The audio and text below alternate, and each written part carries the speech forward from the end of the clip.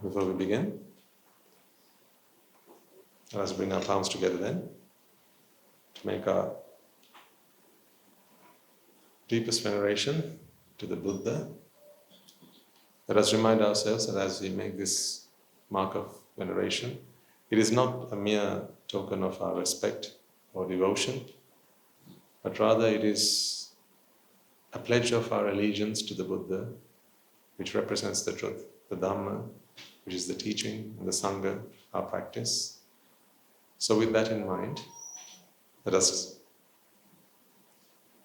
pay our homage to the Noble Triple Gem, seek refuge, and observe the precepts. We will then invite the countless sentient beings to join us and be amongst us and witness this meritorious deed. We do that with compassion and loving kindness, and then we will make a start to today's sermon. Namo tassa bhagavato arahato samma sambuddhassa. Namo tassa bhagavato arahato samma sambuddhassa. Namo tassa bhagavato arahato samma sambuddhassa.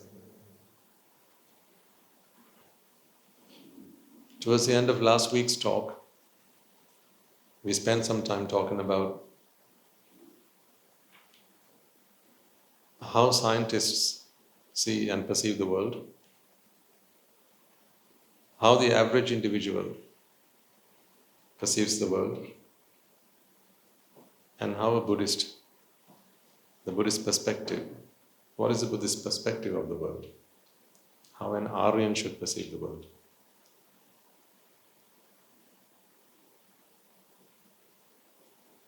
I want to talk about that again. Because it's very important that we understand that it's not a different world we strive to look at or to see. It's the same world, but with a different perspective, a different lens. This is the switch between sight and insight. We always look at the same thing. It's our perspective that changes with our understanding.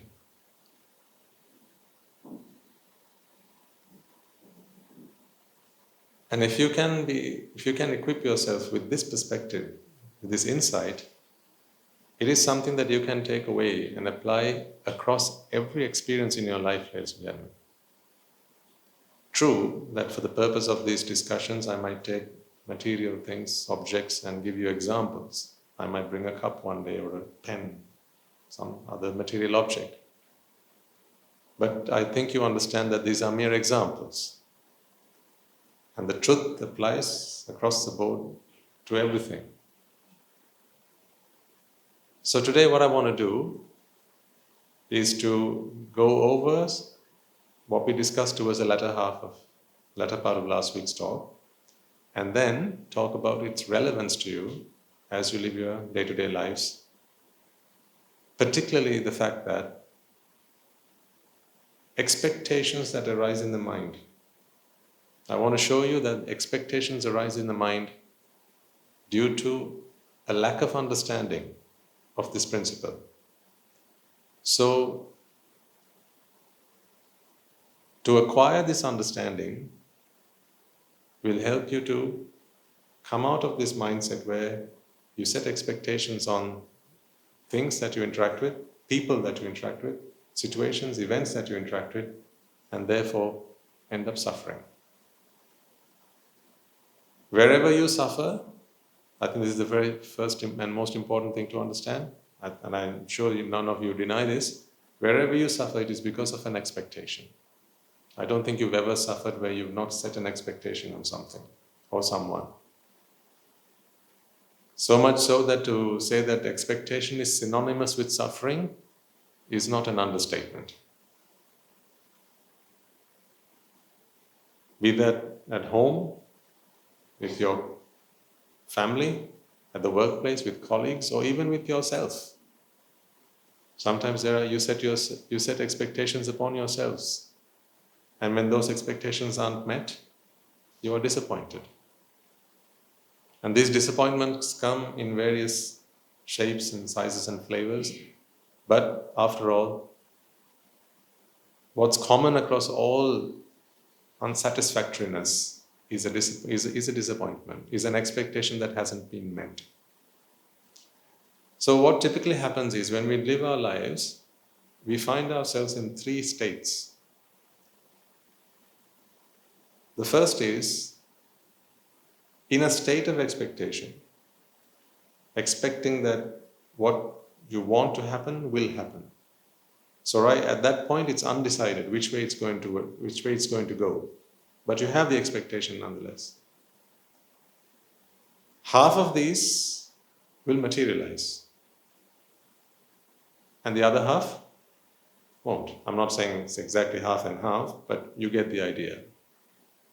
So you're in one of these 3 states pretty much all of the time. Either you're expecting something to happen, or whatever it is you've expected has happened, or you've just come to the realization that your expectations have just been dissed, and therefore it's a disappointment. So it's always one of these 3 states. You want me to give you examples, or you have plenty of them?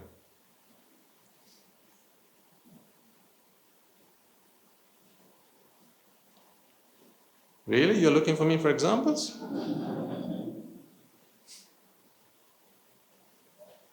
What is life? The 3 of these, right? Time and time again, every day, this is what you go through. When you put the rice in the cooker, you expect it to come out well cooked. But there are those days where it doesn't. It's either overcooked or undercooked. But if it's cooked just fine, so it's one of those 3 states. These states are what we call Raga, Dvesha and Moha. This is why Arahants don't have these 3 states. Delusion, desire and aversion, which is the same in Pali. Moha, Raga and Dvesha.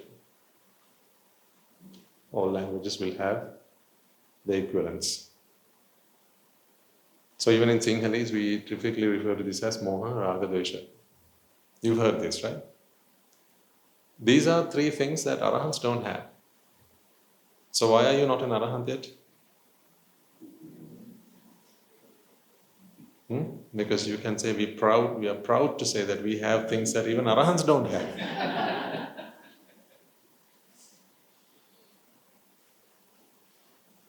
So don't think any less of yourself, because you have stuff that even Arahants don't have.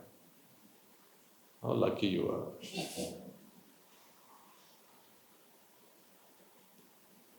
So in other terms, I would say that these are expectations. To put it in lay terms. These are when expectations are unfulfilled.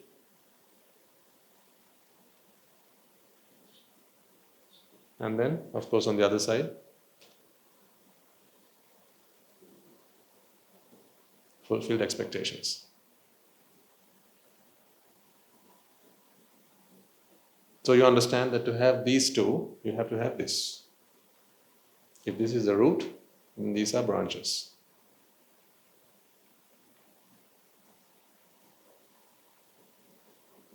When you say that you are in a happy state, you're in a good mood, you're happy,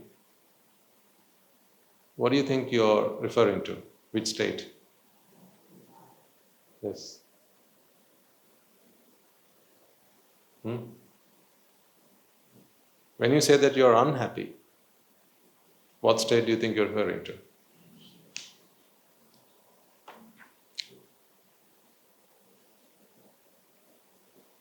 There.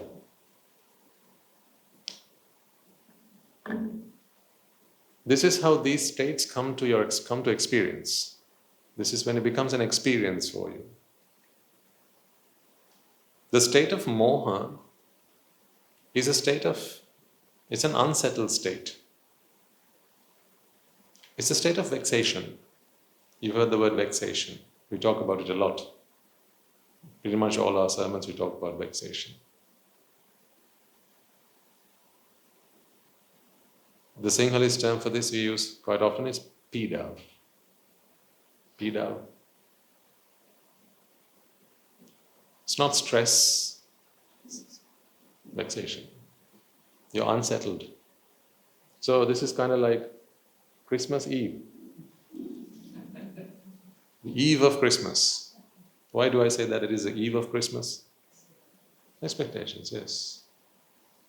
The expectation of the following day. Because you see all those gifts wrapped nicely under the tree. Can you touch them? You can touch, but what can't you do? You can't open them. The best you can do is take it, shake it, and hope you don't break what's in it. So you're very gentle because you can't open it. That day is the following day, the day of opening.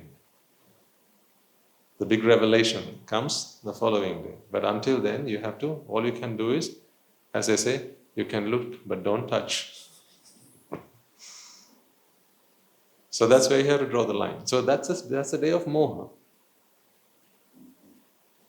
It's like the day before your birthday. Why? Because surprises are planned. How do you know it's a surprise? Because you expect it. See, you expect it, don't you? You expect something special to come to you on your birthday, but no one's talking about it. No one's saying a word. People are pretending like they've forgotten it. Doesn't that all add to the mystery of it? When everyone's like pretending, what, so tomorrow we are going out, right? Tomorrow? Why? What's tomorrow? So everyone at home is pretending like, what, tomorrow? It's just an average, ordinary day. What's so special about tomorrow? And it's worse when it's the anniversary, isn't it? Because you now fear that your other half has forgotten that it's your anniversary. Birthdays are okay, you've had many of them, many missed, forgotten birthdays that once you reach 45, 50, you're kind of like forgiven society for it. But anniversaries are not like that because you are supposed to be special to at least one person. At least one person must consider you special. And if that person has also forgotten that you are special in some way, then what's the point of living? You lose the will to live after that. So these are very common experiences in our lives. This is once you've submitted your exam sheets and waiting for results. Or this is when you're on the browser, hitting F5 and putting your index number, hoping that you're going to get a good grade. This is after you bought the lottery, but they haven't played the numbers yet. What else? This is when you're out driving on the streets, but you haven't had an accident yet. But you're out driving until you get home in one piece, unscathed. This is that. Don't consider this to be joy. It's not joy. That is why this is joy. Just think about it. Every time you experience a sense of joy, satisfaction, fulfillment, right? A sense of relief, remind yourself that the only reason you feel that now or at that time is because you were in a state of dissatisfaction, state of vexation, at least for a moment before that. Therefore, it's never something to be really joyful about. It's kind of like the rash. You get a rash on your body, that's that state of moha. Because what are you tempted to do now? Scratch yourself, right? So when you're scratching it, you feels good. Is that something to be really happy about? Why not? Feels good. Why is that not something to be really happy about? Because you've got a rash. You've got a blooming rash on your body. How could you be happy about that? Therefore, there are many rashes in your life.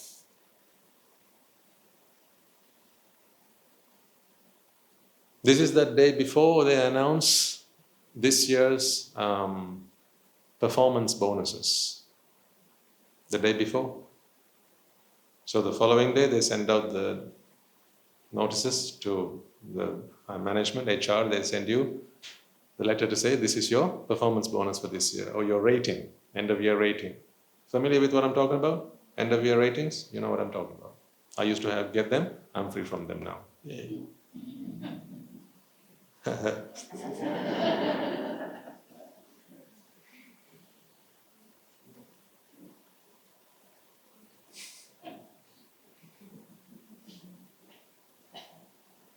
I don't know, man, why you people go through this.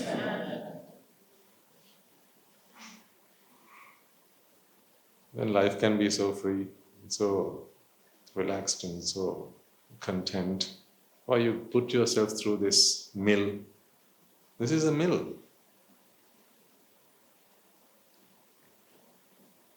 So I can give you plenty of examples for this. It's that moment before, you're driving on the street and the vehicle comes really close up to you. It's that moment. It's that moment when you want to get past the traffic lights and you can see it's gone amber. Next it's going to go red. But there's that moment of hope. I can do this. Right? Then you put your foot on the metal to try and get across the line, but you also know that there's a camera. That makes things worse. But it's that moment of excitement. You call it excitement. People call it the thrill of life. But if all there was this, fortunately you have relief from this. That is the only reason people put themselves through this. Just imagine if there was only the stress, only the vexation, only that so-called thrill. I don't think it would be thrill. I doubt you will actually call it thrill. It would be torture. If every day was Christmas Eve, would you like that? So you can always look at the presents, but you can't ever open them. So this is that time when there's a girl you like and you want to ask her out. You're picking up the courage to walk up to her and ask her. It's that. Typically, where do you spend most of your time? Up here, or down here? What do you think? It's down here. Yeah, it's down here. You spend most of your time, most of your life in a state of moha.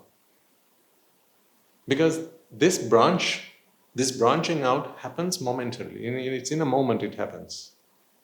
You're in a state of moha, and then typically it builds up. Because that's where you're thinking, you're planning, you're preparing. That's a lot of the time you spend here.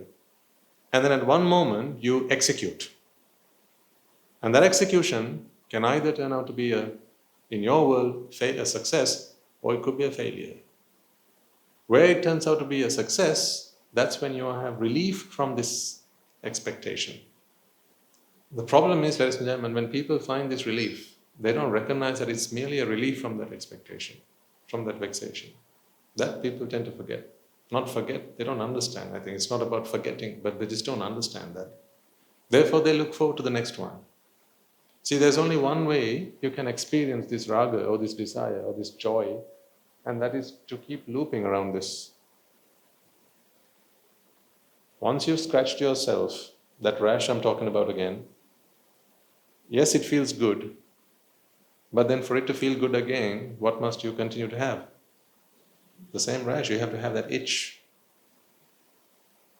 You don't like the itch, but you like the feeling that you get when you scratch it. So how can you have this without this? How could you? You can't have this without this. They come as a package. You can't have Christmas without Christmas Eve. You can't have your birthday surprise without the day before your birthday. You can't have the, hey, surprise without the building up of that surprise. Even if it's momentary. When someone says surprise, in that moment, perhaps you didn't even know that something was planned for you. Maybe say at the workplace, you really didn't know that something was planned for you. But in a split moment, when they say surprise, and you go into emotion overload, in that moment, you feel really good about yourself because you're constantly in a state of need for recognition. You like it. You like it when you're recognized. You like it when you're acknowledged. So that is a state of mind you are constantly in. That's why these momentary experiences of surprise, like when it's not pre-planned, it still feels good, right? I get this question sometimes asked of me. So we know, like, okay, when there's something planned and you have to build up for it, it makes sense. Okay, it feels good. But what about those moments where it comes, out of nowhere, and something's given, a gift is given to you, when you weren't expecting it at all? So then how come you have this joy? Where's the relief from vexation then? Well, the relief is, the vexation was the vexation for recognition, for acknowledgement, for someone to value me, oneself. And when do you have that? On Sundays. Then? All the time. You have it all the time. It's just incessant. It's always there. The need for recognition, the need for acknowledgement, the need for to be valued. It's always there. Because it's always there, whenever someone gives you a surprise, you know that it's at a moment where they make you feel special. So you like it. That's where you feel this relief. See, these are emotions that Ratanvansis don't go through. Because they're always at rest.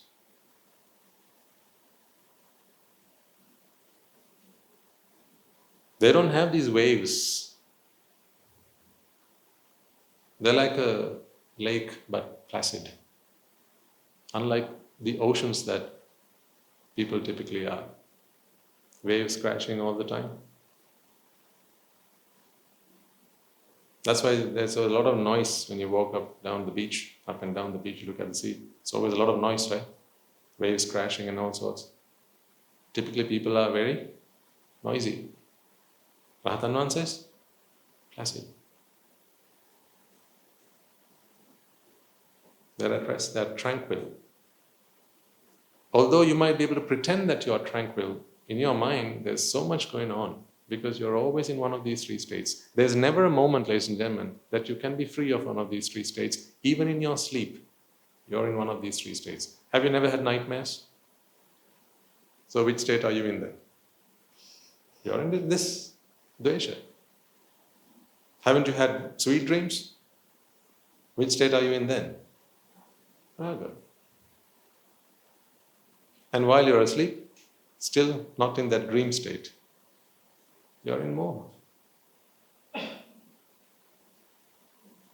So you're constantly in one of these three states. That's why the Buddha says, neither or none of these three are anything to be proud of, happy about, write home about.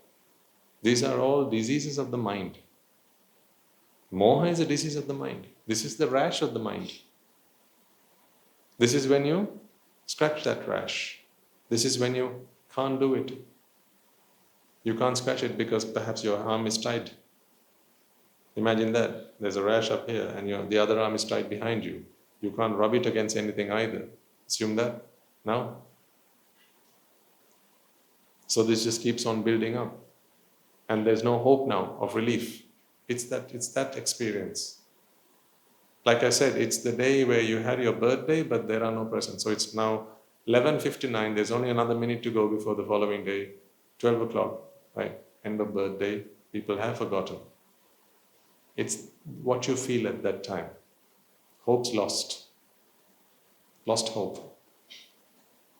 It's when you get that letter to say your performance rating is whatever it is and it's below your expectation. Therefore, you get no bonus this year. It's that. This is what Dvesha is. It's when you go and ask that girl out and she says, sorry, I'm taken. Oh, it's not you, it's me. But you're just not my type. It's that. It's those moments. It's when you feel your stomach roiling and you feel your heart sink. It's those moments you feel like, why me? It's those moments where you ask yourself that question, why me? It's when they play the numbers and you look at your lottery ticket and none of the numbers match. It's that moment. You've not had that experience? Is it? Typically Mother's Day falls on a Sunday for some reason. Yeah, I remember even, I think it was last year as well, it fell on a Sunday. Yeah, so this is the gift, Mother's Day's gift. So why is Mother's Day special? Who is it more special to? Mothers or the children? The mothers. Because you've been looking forward for 364 days in the hope that they will recognize you, acknowledge you. And there's Father's Day. When is Father's Day? Do we know? Do we care? It's just fathers. Yes, we're fathers. Mother's Day, yes, of course, right? If you don't recognize that, then you're in for trouble. But fathers, who cares about fathers?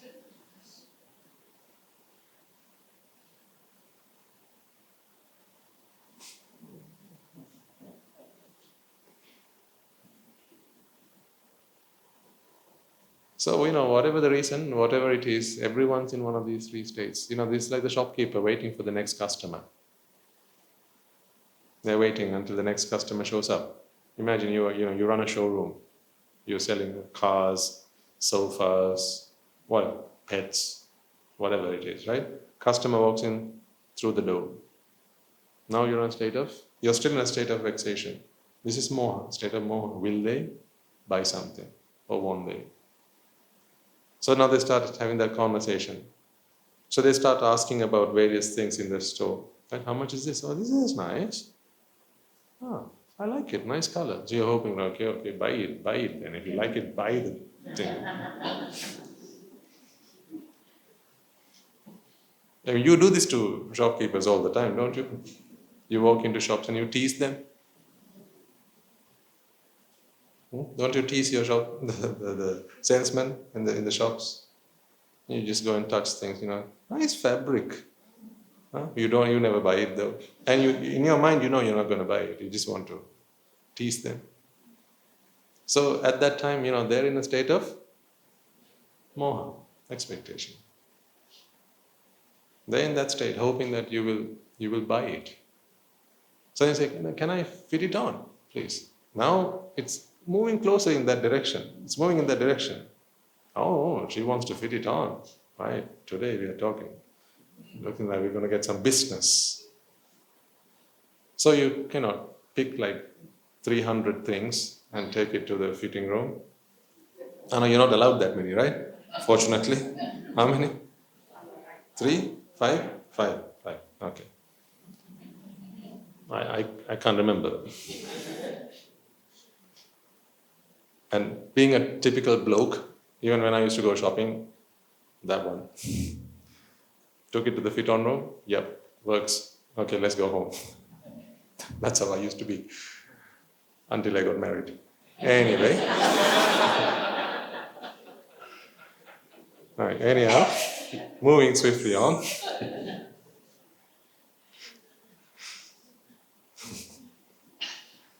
So you can only take 5, right? So you take that 5, put into a basket or something, take it in. Now the shopkeeper outside, because they're planning their holiday, hoping that you will come back out of that fit-on room with good news. Right? So they're waiting for good news. So you walk back out with all of them. He or she is looking at your face with hope. Yes, please say you want all 5 of them. And then they say, I'll go have a look and come back again. I'll come back again. Now what are they supposed to do? keep their smile on. Yeah? They're supposed to keep their smile on. You think they're really smiling at that time? You think that's a genuine smile when they say, it's okay, sir, it's fine, sir. If you could really read their mind, they're not saying it's fine, sir. They're saying something else, sir. I won't tell you what it is they're saying. But if you try read their mind, you will work it out. You won't do that again after you hear them say that, or after you hear them think that. Some people, they spend like half an hour, right, picking things but never buying anything. So these are those moments where you leave them in states of moha. But if you walk up to the store and then say, yeah, I'll have this, that and that, right, can you ring them up for me, please? Now the smile goes on, and then they walk you to the counter.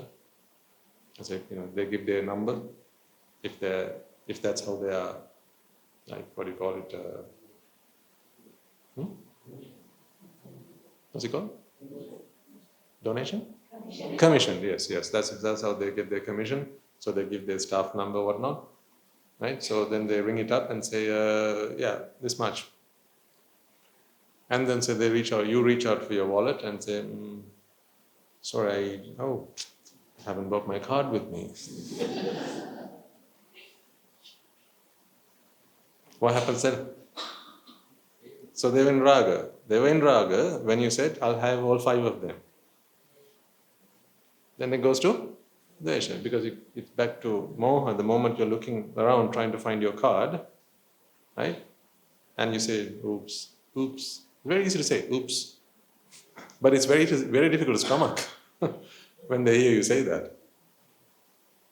So they're back in Moha as you're trying to locate your cash or your card or your wallet, your purse.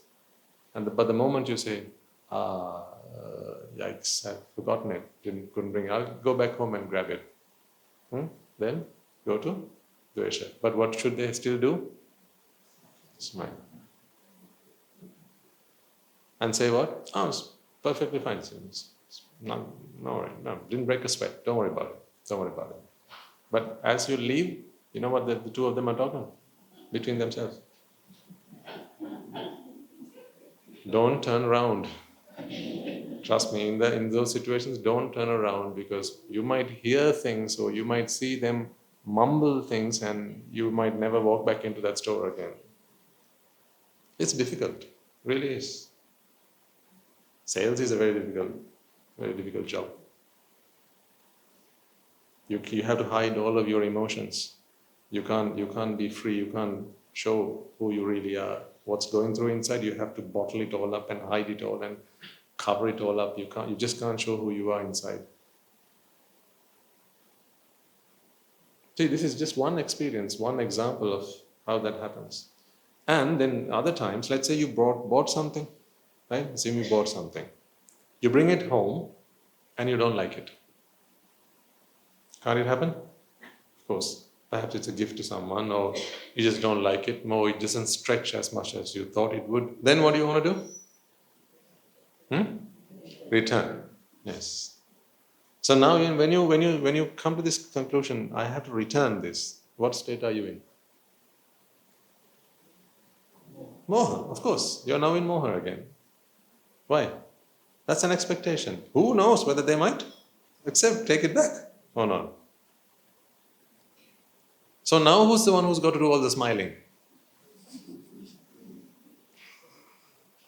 So a moment ago at the store, when you were the one who's doing the buying, when you were the buyer, you could put all your, put on your, like, what do you call it? Your airs, yes. You could put on all your airs and show that, you were the customer and be the customer. Like, I'm always right, and you didn't have to smile, no niceties, none of that. You could just be as rude as you want to be. Well, within reason. Sometimes they kick you out. But the shopkeeper has to be nice to you. But now when you want to return something, now the tables have turned. Now who has to be nice? Now you have to be nice. So then you walk back into the store with your merchandise because you want to return it now. You are in a state of expectation. This is Moha now. So then you go and you talk to them. Hello, nice to see you again. I wonder whether you could do me a favor. Would you be a darling? And so I bought this just the other day, and it's just it's problem with this. It doesn't stretch enough. I used to try and say what's not so good about it, and as you say that what do you want the shopkeeper to do? You're trying to convince them that they have to take it back. What do you want them to say? You want them to say, yeah, it's fine, you can return it. So you're hopeful. You're hopeful that that is the response you're going to get back from them. But do you see how it could go one of two ways? If they refuse your request, where are you now? Dvesha. Then the next request is, can I talk to them?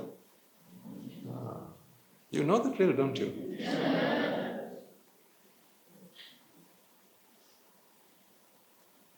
Can I talk to the manager, please? Because first you try it nicely. If that doesn't work, then sternly. So can I talk to the manager, please? Then the manager comes. Then again you try to put on that nice face with the manager to try and convince the manager that you're such a saint. That it was just a mistake. Right? Could have happened to anyone. But you're very nice, you're very polite, you're the world's best customer. You should be given the world's best customer award. That's the kind of how you present yourself at that time. Again, you are back in Moha. Now you're with the manager. You're back in Moha again because you were at Dvesha before because the shopkeeper or the salesman said no, refused. Now back with the shopkeeper. Back with the manager. You're back in Moha again. So now once again it could go one of two ways, couldn't it? So then the manager says, well, what do you want, sir? Madam, he asks. He's like, I want my money back. Then they say, I'll be a brief moment, please. And then they walk back into the office. What are you again? Still in Moha. Well, that's processing. Whenever anything is processing on your computer, whenever it is processing, what are you in that? What state are you in? Moha. Buffering? Moha. Loading? Moha. Always in a state of Moha. That's why I say, this is where you spend most of your time. This is the greatest disease of all. But because we are always expecting that, we have our sights set on something, a moment of joy, we tend to forget that we are in this lurch, in this pit of suffering. We tend to forget that. It's like when you're in a deep, dark pit, but you're looking up and you can see the sun. You can see a way out. You forget where you are. That's what happens because your focus is on something positive. You forget that you're already in a pretty bad state. That's what it is. It's like when you're at the hospital. You always ask the doctors, what is the prognosis? When can I be out? And the doctor says, well, we'll discharge you in another 3 or 4 days' time. So then they give you hope. That's why they say, hope keeps you alive. And these positive thinkers, they're always talking about this stuff. I used to do the same. I'm guilty of it myself. Always talk about positive. Looking at the bright side. Be positive. Even today I say such things, but the thing is to look at the positive side. Where are you at that time? You're in a problem. Otherwise, why must you look at the positive side? Why must you particularly look at the positive side unless you're already in a problem?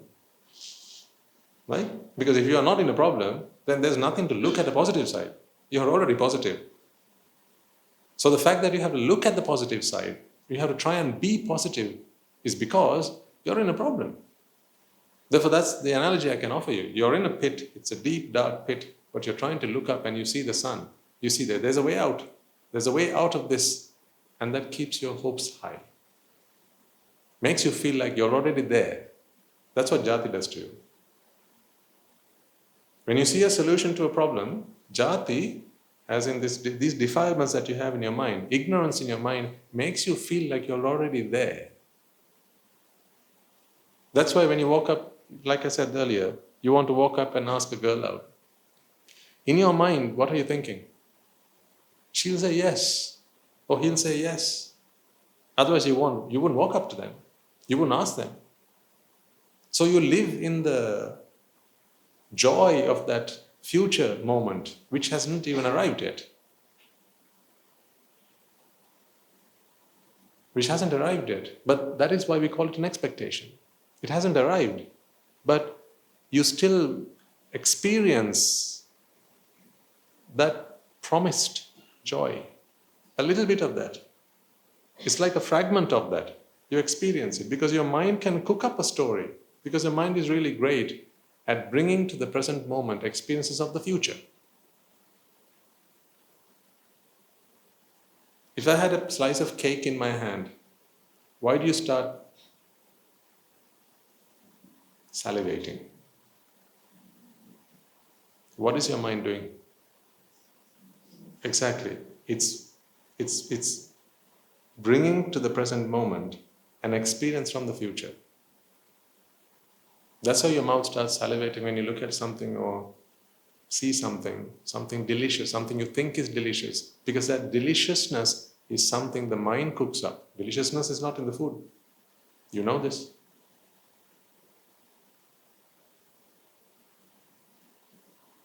And that's a really good piece of evidence to convince you that deliciousness is not in the food. The fact that you can salivate even without your tongue coming into contact with the food. You're already salivating.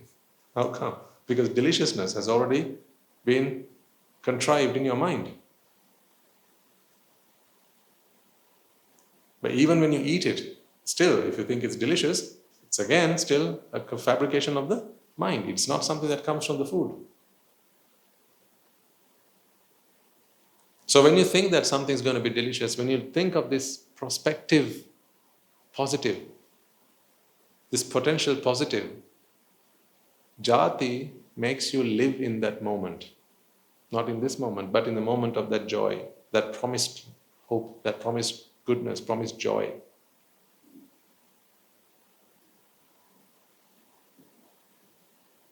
And that is really dangerous, because it really hides the truth of the moment, the fact that you're already in a problem.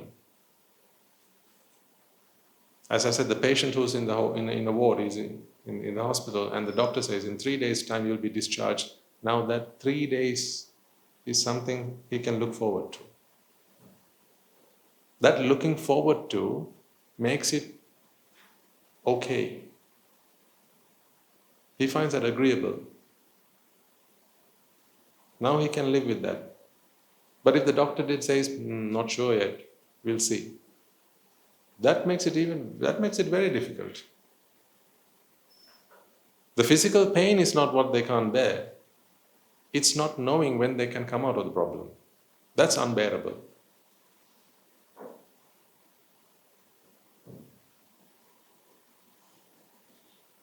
Just imagine this, right? Imagine there were prison sentences, but indefinite. I don't mean a life sentence where you're there for the rest of your life. I mean the judge says you're going to be sent to prison, but I'm not going to tell you for how long. Just imagine that. You're going to be in prison, but I'm not going to tell you for how long.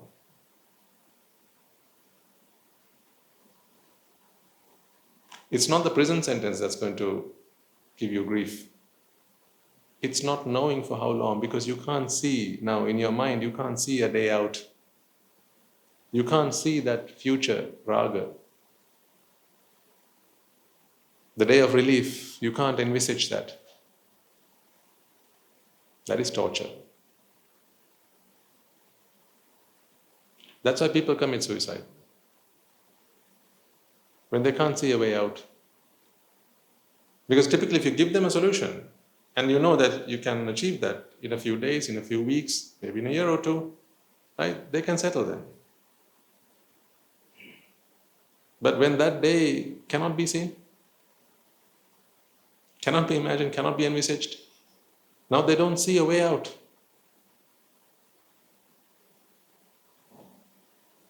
That's what happens.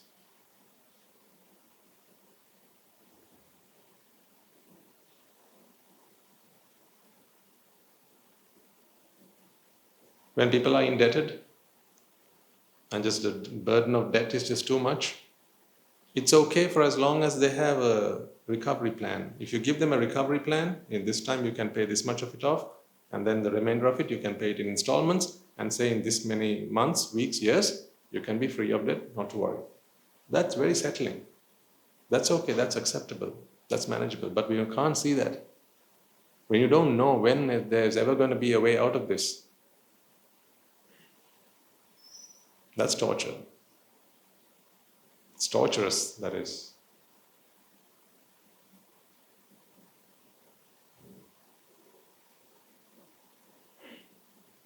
Because that's when you're in a state of Dvesha.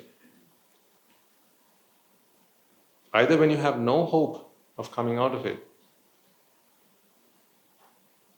because all hope has been lost, all paths to relief have been severed. No other path exists. Then you're left here. And that's excruciating. That's why death is excruciating. The pain of death. The death of a loved one. Because you know what? They're never coming back.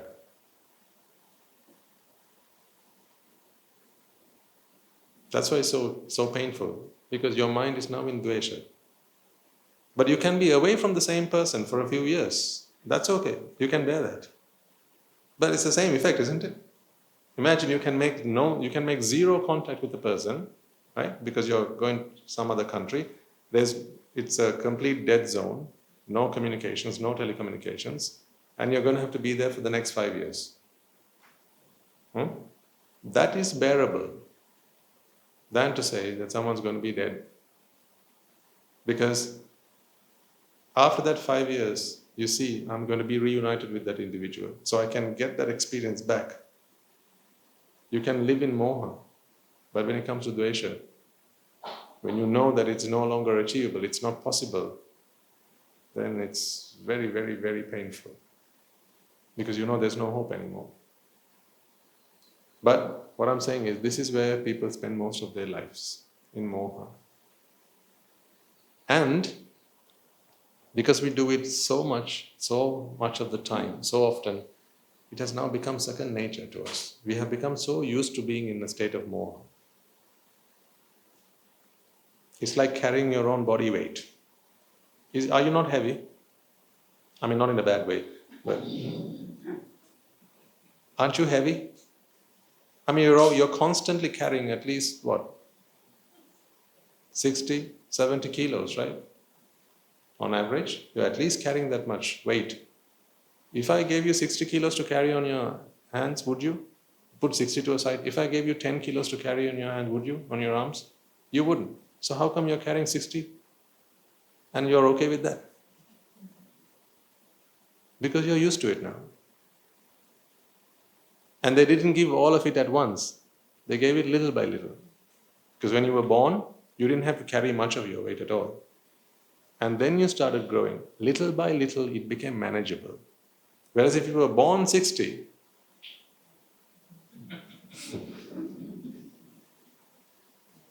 it would not have been so comfortable, but you were born 6 pounds.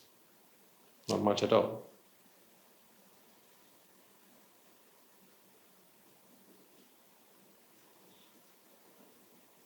This is something you can get used to. That's why it's terrible. This living in Moha, living with expectation, it's something you get used to. And you have gotten used to it. Constantly living with expectations. In the hope that there will always be some relief from expectation. When you're waiting for your bus, what are you in? State of expectation. Waiting for the train, waiting to catch a flight, you're in a state of expectation. Waiting for the next interview, waiting for a phone call, waiting for a job offer, waiting for whatever, waiting for a call, waiting for a friend. You're always in a state of expectation, because these are very momentary. They arrive, they show up, the call comes. You see, that happens just like that. Happens in an instant. That's why I say you spend most of your time here. Sometimes people spend weeks here for 2 seconds there. And it seems like a reasonable price to pay. Does it not feel like that? You'll spend weeks here for 2 seconds of joy, relief. And you know one thing for certain, because the moment you experience that relief, it's joyful, it's pleasurable only for an instant. From there on, the joy of that relief begins to fade, because there's no longer an expectation. Now, if you have applied for loans and stuff, housing loans, credit cards, bank accounts, things like this, overdrafts, right? You walk up to the bank manager and say, "Can I have this?" And they say, "Right, give me your paperwork, we'll take a few days, I'll come back to you with an answer." So you're waiting. While you're waiting, you're in a state of moha. And this waiting can be for how long?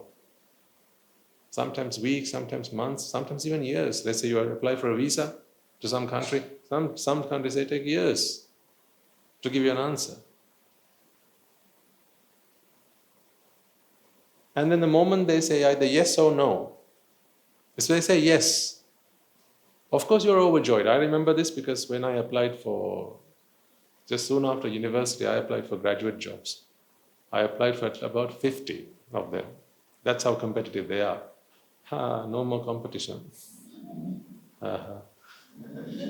I applied for around 50 jobs, and the one I really wanted came back to me with an offer. I remember to this day, I was just over the moon when they got back to me. Because I wanted to work in a bank, and they got back to me and said, "You got the offer. You have no idea. You should have. If you'd seen me then, you would not come to the sermons."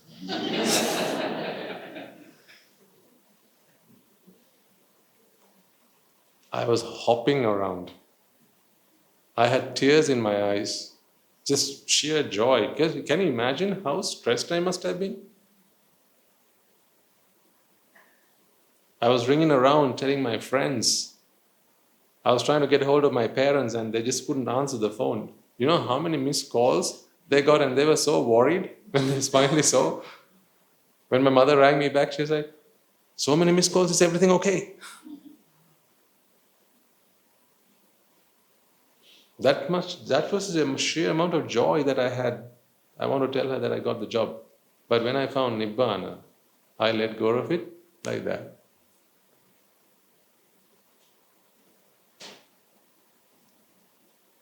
Because the joy of it faded. With time, the joy of it faded. That joy I only experienced the moment they gave me the offer. A week later, I wasn't the same person. Wasn't as joyful, wasn't as pleasurable. 2 weeks later, I was very casual about it. A few weeks on, I was like, yeah, it's just another job. About 2 years into it, I was like, it's about time I look for another job.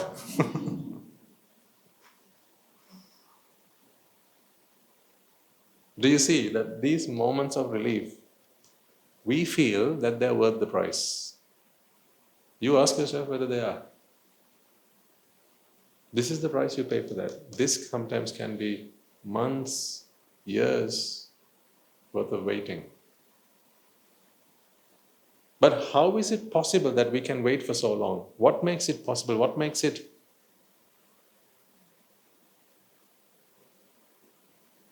How can you stomach that? How can you bear that? What makes it bearable? All this waiting. This is it. It's jati. Because you look at that light at the end of the tunnel. You look at the light at the end of the tunnel and you start to live that future today. That your mind can do. There's a fantastic job at doing that. It's lunacy, really, because it's not true. Can't you mentally drive the next car you want to buy? That's what I'm talking about. Imagine the house that you want to buy. Assume you want to buy another house. You're in the market looking for a house, right? Can't you open the door, walk in your mind? Yeah? And walk up into the rooms, open the fridge, see what's in. And then walk into the washroom and see, how everything is nicely laid out. Like there's a shower cubicle, there's your bathtub, right? There's a nice sink, branded. And then you have the toilet, this soft closing seats and all sorts, right? So can't you imagine all that? This imagination, this ability to imagine, that makes all this bearable. Jati is what does that.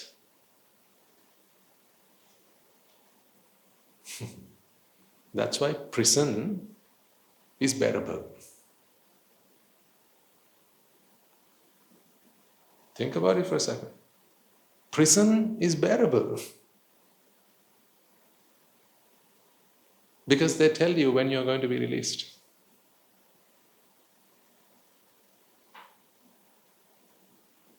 What's worse than a 10-year-long sentence?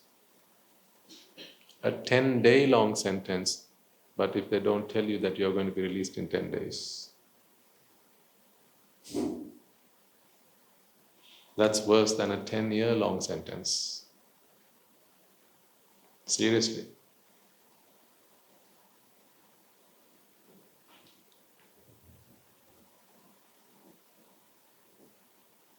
Because even if it's 10 years away, that day that you're going to be released, what your mind can do is start to imagine that day as if it was today.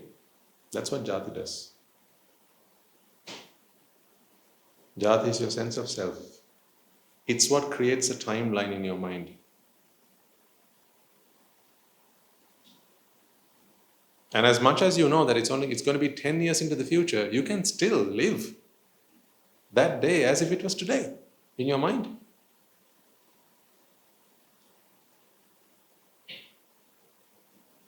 So in a little while you'll be doing Pindapata. Won't you? Right? Live it now in your mind. Can't you? See? We've still got at least a couple of hours to go, but you can already live it in your mind. Think about the next big thing you're looking forward to. Whatever it might be, maybe a new job, a new car, a new house, a new sofa, a new husband. Where did that come from? Whatever it is you're looking forward to. Maybe it's your birthday and you're looking forward to getting some nice presents, right? Whatever it is, can't you live them in your mind now? That experience? That's what makes this waiting bearable. Makes it bearable. And don't be proud about that. Don't be proud about that. Don't be pleased about the fact that your mind can do this trick. It's nothing to boast about. The fact that your mind can live the future today. Nothing to boast about. Because what that makes you do, what that lets you do, what that allows you to do is be in a pit of suffering, yet make that bearable. Because you can imagine the day where you're going to come out of it. But all that time, where are you? In a pit of suffering, in this state of expectation. This is why the Buddha says, I want to thank you today, right now, because I've never really looked at this problem through this perspective. In fact, I'm quite impressed by what I'm hearing right now, thanks to you. I've never looked at this through this lens, and it's really making sense. How come people find torture bearable? How come people find this life of suffering so bearable? Because they see that one day I can be out of this. And the worst thing about Jati is it makes you feel like all of that in the future is still available to you today. You know through knowledge that it's not there right now, but the experience of it, you can enjoy it as if it was today. That's what Jati does.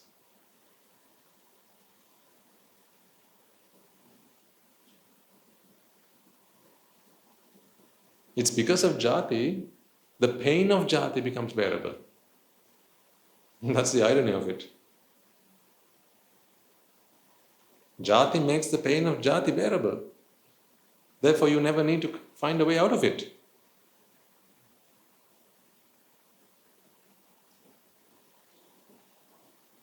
Why would you? Because jati itself has made jati bearable. I'm trying to think of an analogy. One will come to mind in a moment. But try and understand the concept.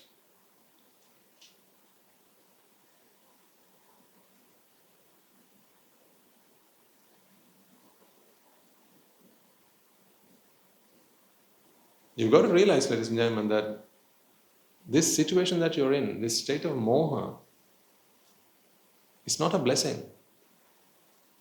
Of course, you can look and imagine and envisage a day where you can come out of that problem, but that is always a future moment.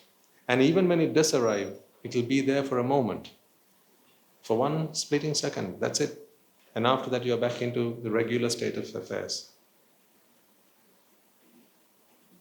The Buddha says himself that the reason that individuals go through samsara, even when there is so much suffering, is because of pleasure. Pleasure and the promise of pleasure. Like I say, you're in a state of moha because you have the promise of pleasure in your mind, that one day you can be freed from it. And because you can imagine that one day, it feels palatable, it feels tangible, right? Because you feel that day is tangible, it makes it okay, all this suffering seems okay. If they had to amputate an arm or a leg, that is unbearable. Because you know that there's never going to be a day where you can get it back. That is these moments of Dvesha. Those Dvesha is not something you look forward to. Whenever there's Dvesha, you try to avoid that. Again, jati does that. You try to put it off. Because what does jati do again?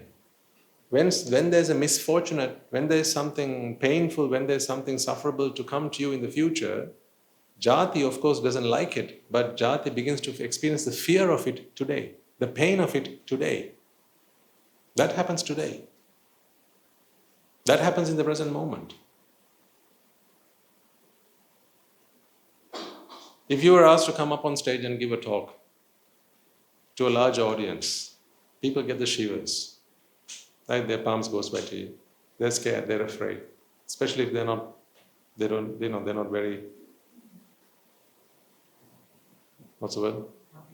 Confident, or not very, they don't like to, do stuff, perform in front of public, performance anxiety and so on.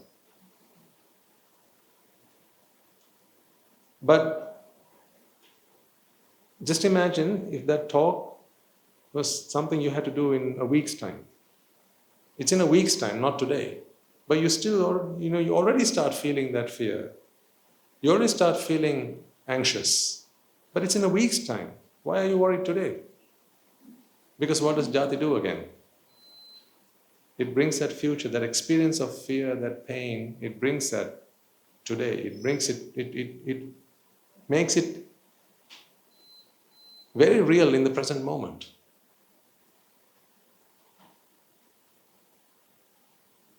This is what jati does. So both this as well as this,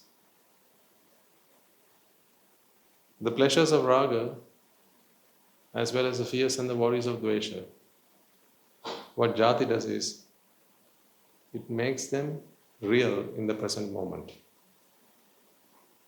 And that's why you can be here and look forward to that.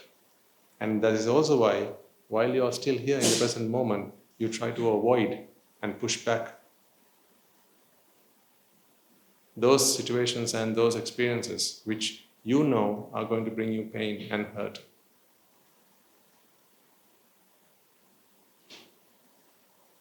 Therefore, you can never live in the moment. Let's be honest. You can never live in the moment. We say, let's live in the moment, but you don't live in the moment. Do you really live in the moment? If you are living in the moment, why does exam fear strike you? What is exam stress? You need not worry about the exams because you're going to get your results much later. So why can't you wait until the results come? Why are you stressed on the day you write your exam? Makes no sense, right? Yeah? It's fine to be stressed. I'll give it. It's fine to be stressed on the day you get your results. But on the day you write your exam, why are you stressed? What's going on there? Because you imagine a future. The future day when you're going to fail your exams and the experience of that you have today, at this moment. Because that's what Jati does.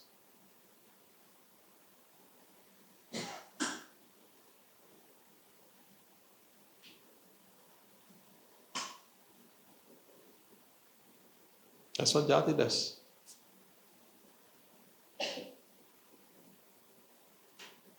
Why can't you trust people? Because you're worried that at some point in the future, they will cause you harm. They will put you at a disadvantage. They will take something from you, something precious to you, something valuable to you. They will break that trust. But that's something to happen in the future. Why are you worried about it today? So where's all this, let's live in the present moment? What's all that malarkey? You say, let's live in the present moment, but you don't trust people. The two things don't agree. Someone comes up to you and says, can I borrow some money? Right? And they say, I'll pay it you back in another year. Or, let's say in a week. Say in a week. So a week is in a week's time. Why don't you just give them the money now? Why can't you trust them now? Well, you don't trust them to take your money? You don't trust them to take your money? Then what's the problem? What's the trust problem there? What's the trust issue? Your problem is that in a week's time, they may not return the money to you. But that's in a week's time. So why are you talking about, let's live in the present moment? What present moment?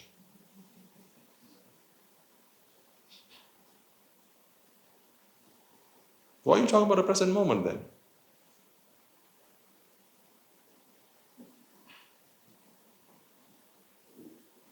This happens to you all the time. When you cross the street, you see a vehicle coming from afar. Fear. Why? What if it runs you over? I'm not suggesting that you just have to be, can be careless as you cross the street. You must always be very careful, Look left, right, left. I can't remember which way you have looked now. What is it? Left, right, left. Thank you. See? I don't have to cross streets anymore. Many things I have forgotten now how to do. I can't even remember how to cross the street anymore. That's how privileged I am.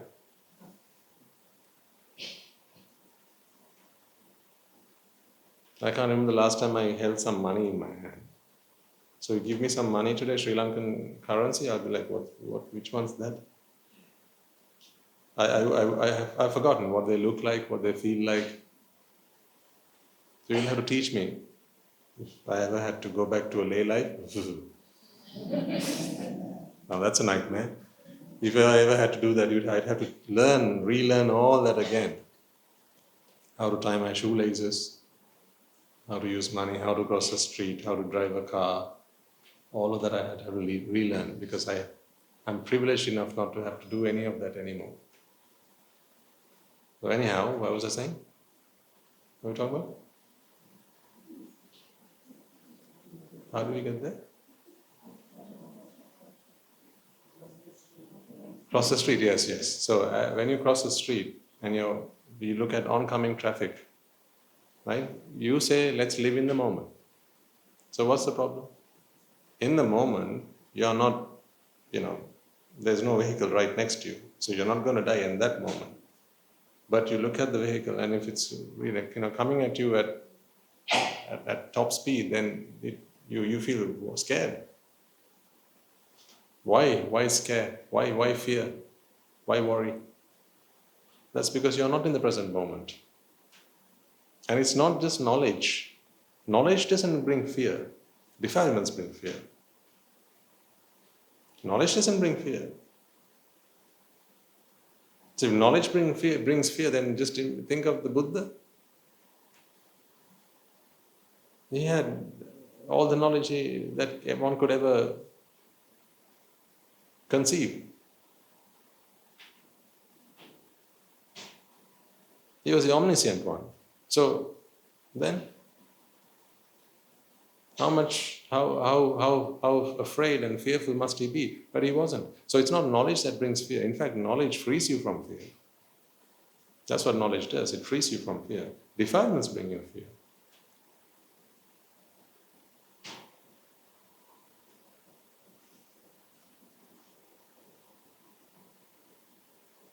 So, first of all, I want you to acknowledge that this is where you live your life. This whole thing, this is life. That's life for you. You can't deny that fact. You're always in Moha, Raga or Dvesha.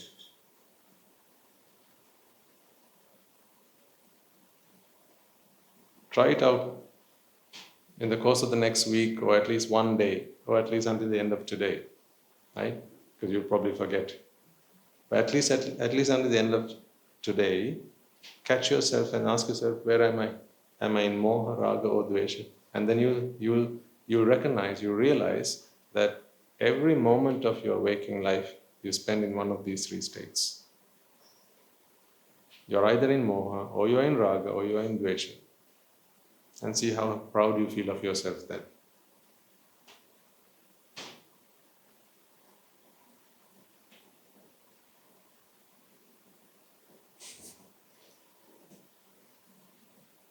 And then you tell me finally where you think happiness in life is.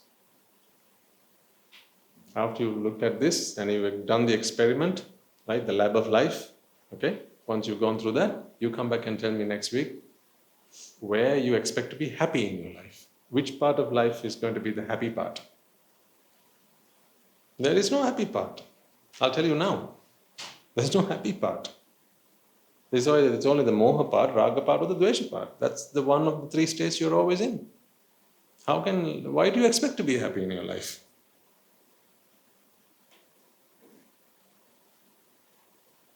Why do you all look so miserable right now? I'm only stating a fact, that's all. I'm not trying to make your life miserable, it already is.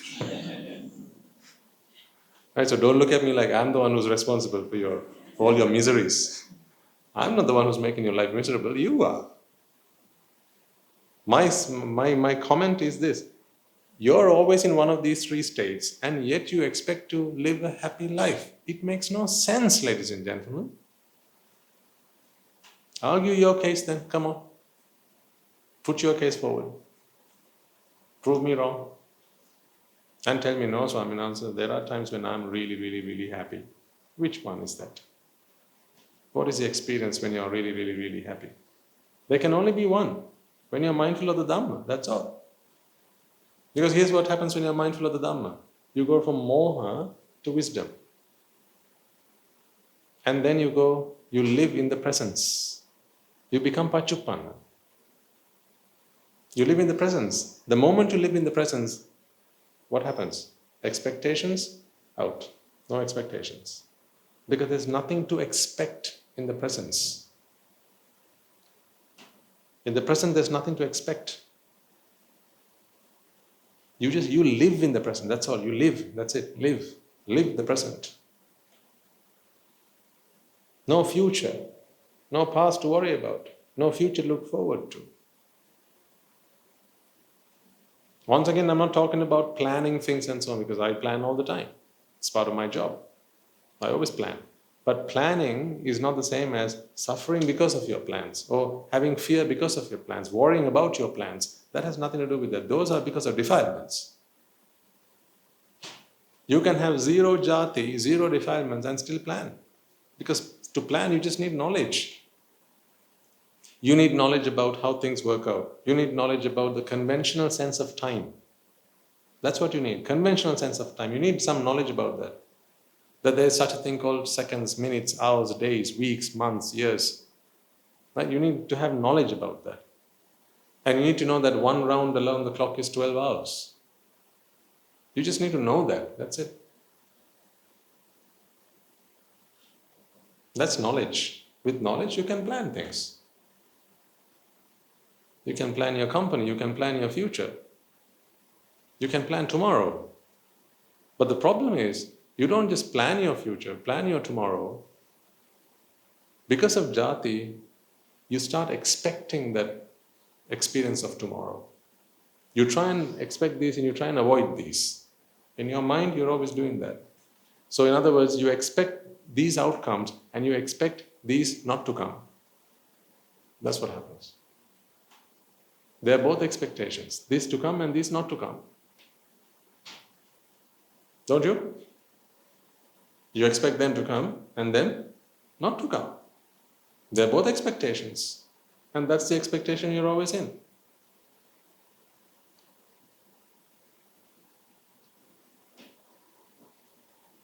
If you keep pets at home, how long do you want them to live?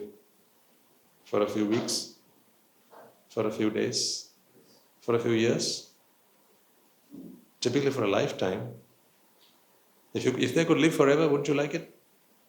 Of course, you would like it if they could live forever. But you know, when you buy a dog, or you bring a dog home, typically 10 years, 12 years, something like that. Right? But if you could get them to live forever, if you could ask for if you could make a wish and that wish was granted, right? And you could make your pets live forever, wouldn't you? I mean, why wouldn't you? Of course you would. Because they're your pets. You would like them to live forever. You love them. So that is an expectation you have. You want them to live for as long as possible. In fact, you don't like the fact that there is as possible in that sentence.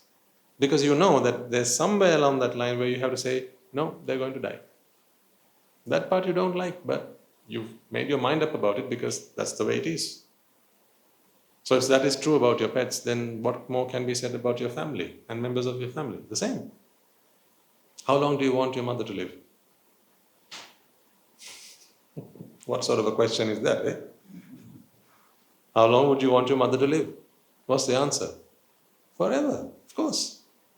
Provided, of course, that she was not going to fall ill, yeah, and she would not become incapacitated. Right? You would want her to be able to live forever.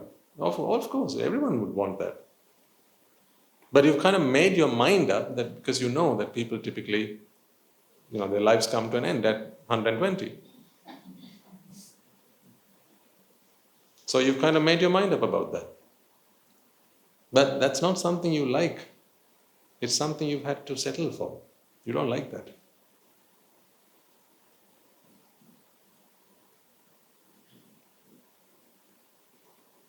That's why you always live in hope.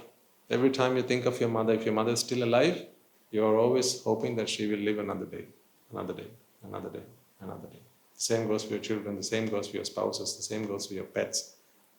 It goes for anything and everything that you have and set hopes on.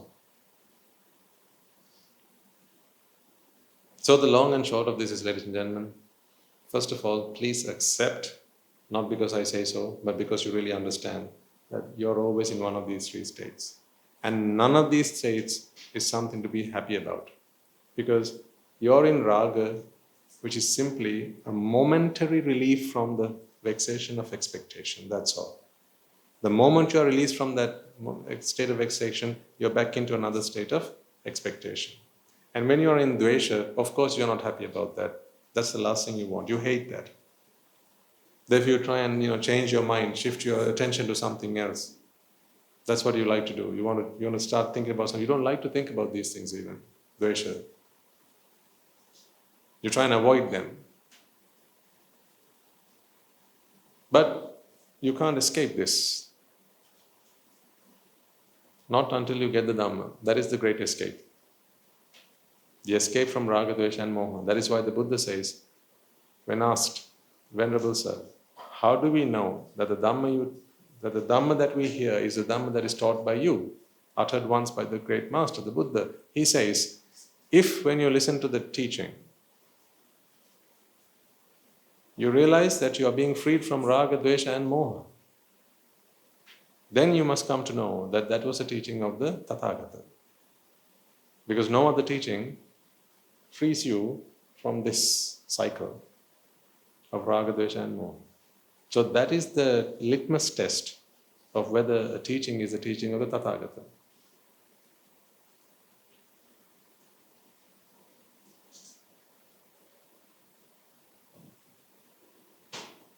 So now I'm going to talk to you about expectation.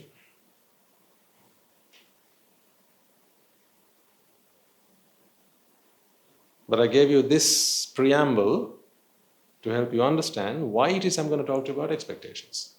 So you know the relevance of what I'm going to be talking to you about next. Do you wish to be freed from this? Or do you wish to be freed from this? Then there's a door out there. If you wish to be freed from this, in other words, if you wish to be freed from expectation, unfulfilled expectations as well as fulfilled expectations.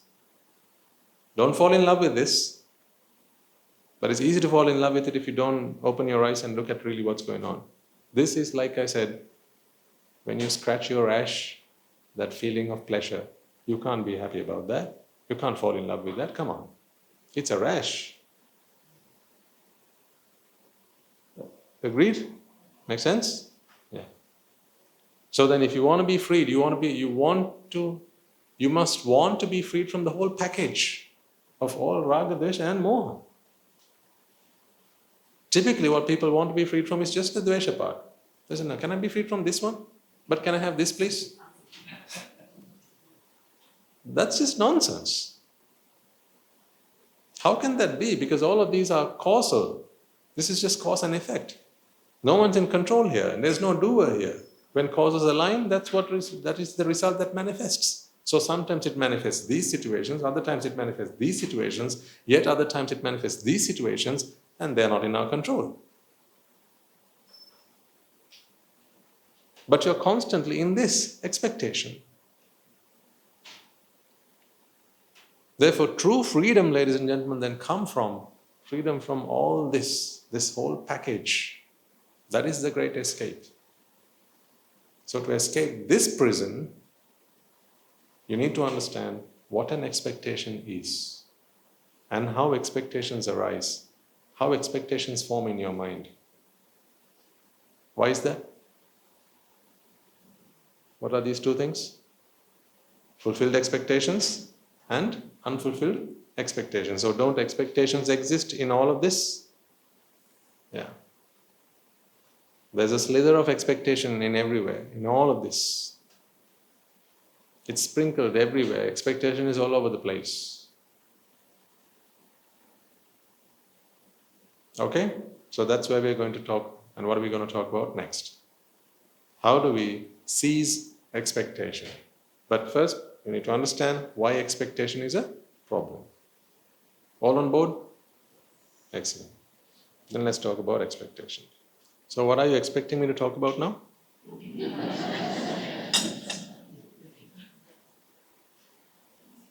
Gotcha!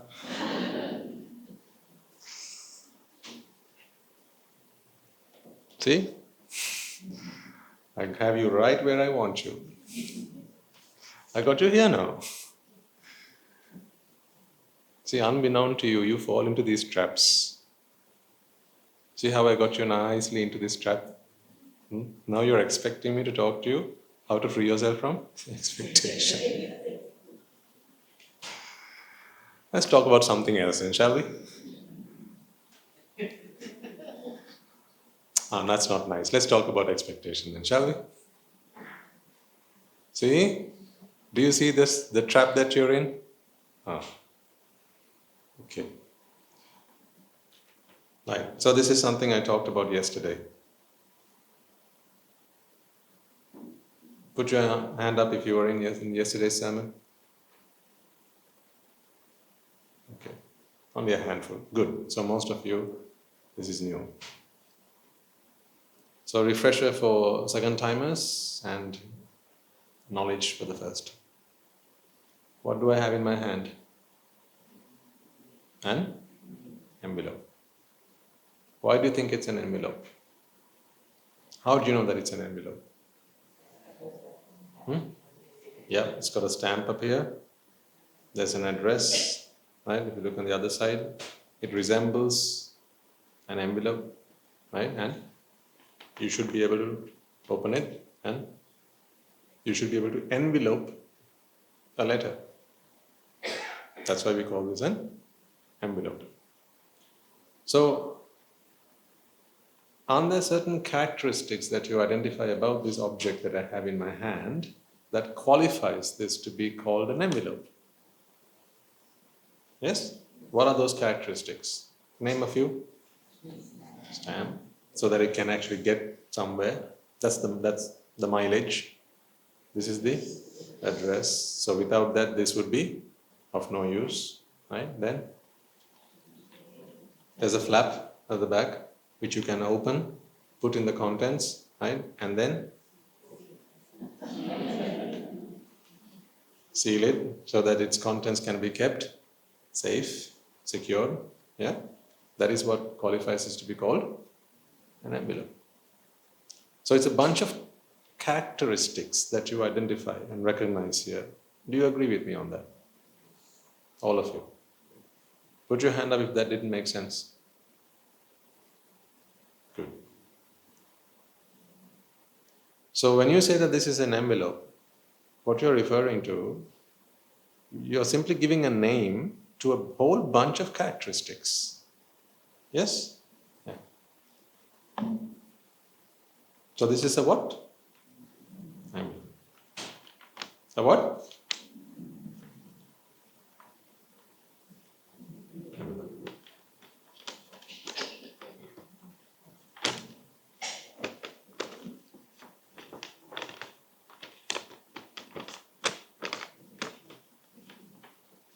So what did you say it was?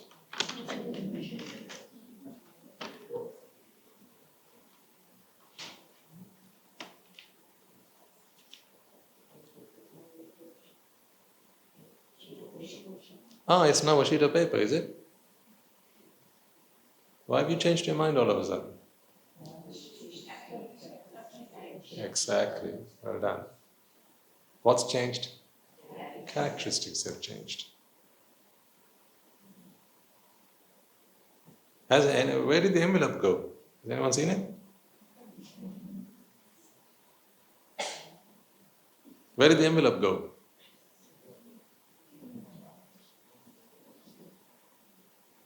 Did you see anyone walk up to the stage and take it away? No. So what was the envelope then? Just a collection of characteristics. Right now you say that this is a sheet of paper and it helps you to think of this as a note paper because I place a pen close to it. That was a prop to help you come to that conclusion. Now, whereas, if I say, did that, not right, something's not right. But the moment I do that, this becomes a sheet of paper, and what might you do now? Write on it. You could write a letter on it. What makes you think now that this is a sheet of paper on which you can write a note? Characteristics, indeed, because it's a clean sheet of paper. It's a clear sheet of paper, isn't it? So what happened then? What was that shift from envelope to sheet of paper? What happened? Characteristics changed, yes. It's the arrangement that changed, isn't it? It was an arrangement that changed. So the sheet of paper, this thing that I have in my hand, its arrangement manifested characteristics. Initially, that of an envelope.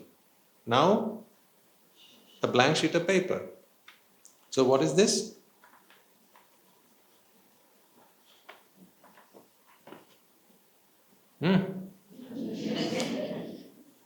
What is this?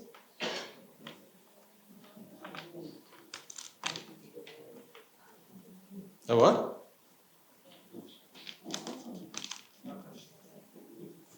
No, wait, you said it was an envelope first.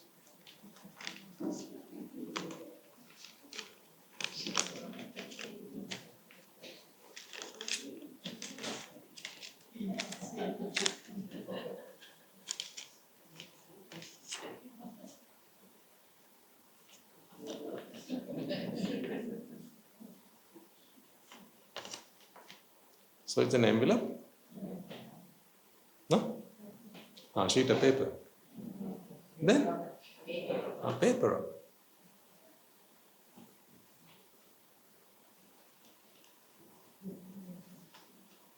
You're so fickle, aren't you? Just keep changing your minds just like that. Why did you change your mind now again? And call it a rocket? What happened? Characteristics. See, no longer can you observe the characteristics of an envelope.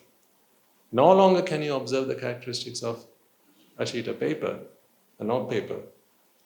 Now you observe the characteristics of a paper rocket, a paper plane.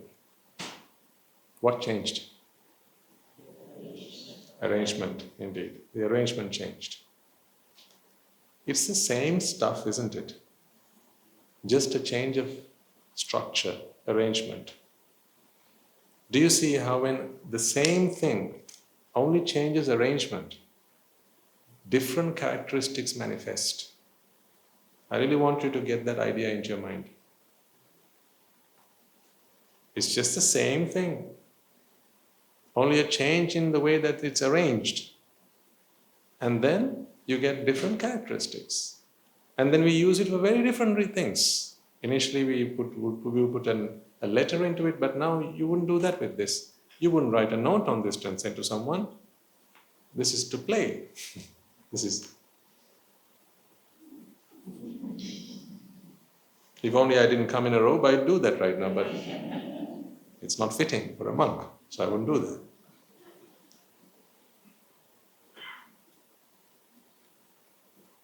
I could even make a paper boat out of this.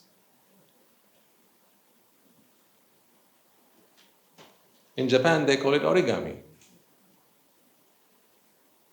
Using the same bit of material, you fold it in different ways, meaning, in other words, change its arrangement and manifest various characteristics. See, when I'm done with this, I could just take the whole thing, crumple it like this, and use it as a torch. If I lit one end of this, what would it be? A torch. So, was it not an envelope? Where's the envelope now? See, that's why they say nothing comes or goes. Nothing comes or goes. They all manifest. Get that idea into your heads. Manifest. Manifestation is this. Nothing comes or goes. The envelope never came and it never went, because there wasn't such a thing called an envelope. Remember last week we talked about things? You remember?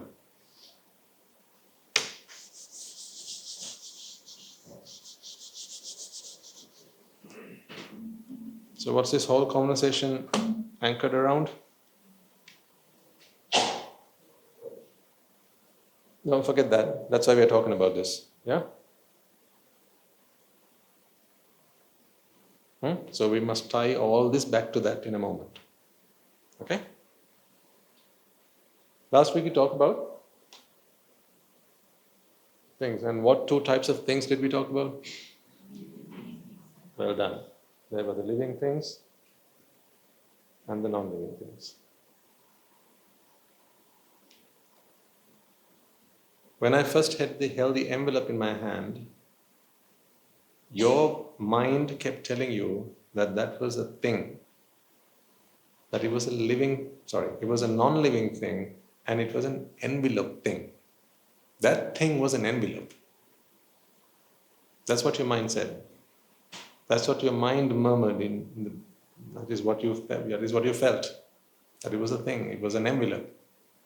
And then when I made the rocket out of this, or the sheet of paper, a note paper, then that was a thing. And then we made the paper plane, then that was the thing. But ultimately they were all things. So much so that you say one thing became another thing. This entification is the result of ignorance. How we identify things in our minds. We tend to think of objects as fixed objects, fixed entities. But you have seen this happen right before your eyes, ladies and gentlemen, how nothing is fixed. The envelope is not a fixed object. It's merely the arrangement of some material. This is energy. Why do I call this energy? Isn't this paper? Why do I call this energy? What is this made of? If you keep going down to its building blocks, absolutely, you go down to protons, electrons, neutrons, atoms and so on, and then one fine day, a scientist came along and said that all matter can also be referred to as energy. Who was that scientist? Einstein. So thanks to Einstein, the science community today believes that energy and mass are interchangeable. So much so that mass is considered to be a quantity of energy in a system. So this is a system. Seems very bizarre to think of this as a system, it's a piece of paper. But in scientific terms, in scientific terminology, this is a system. That's why it has a weight. You can put it on a scale and it will give you the amount of mass here. But actually this is just energy. This is energy at rest. Do you see that? This is energy at rest. So when energy is at rest, we start talking about mass.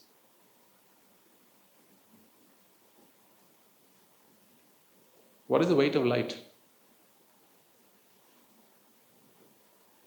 How much does light weigh? How much does heat weigh? Heat. Why can't you give me a figure? This is not at rest. Yeah. It's not at rest. But this energy is at rest. Therefore we call it mass. Skandha. Call it mass. So the amount of energy within a system, or you can think of it as amount of energy at rest, is considered mass. But let's not be fooled to think that mass is one and energy is another.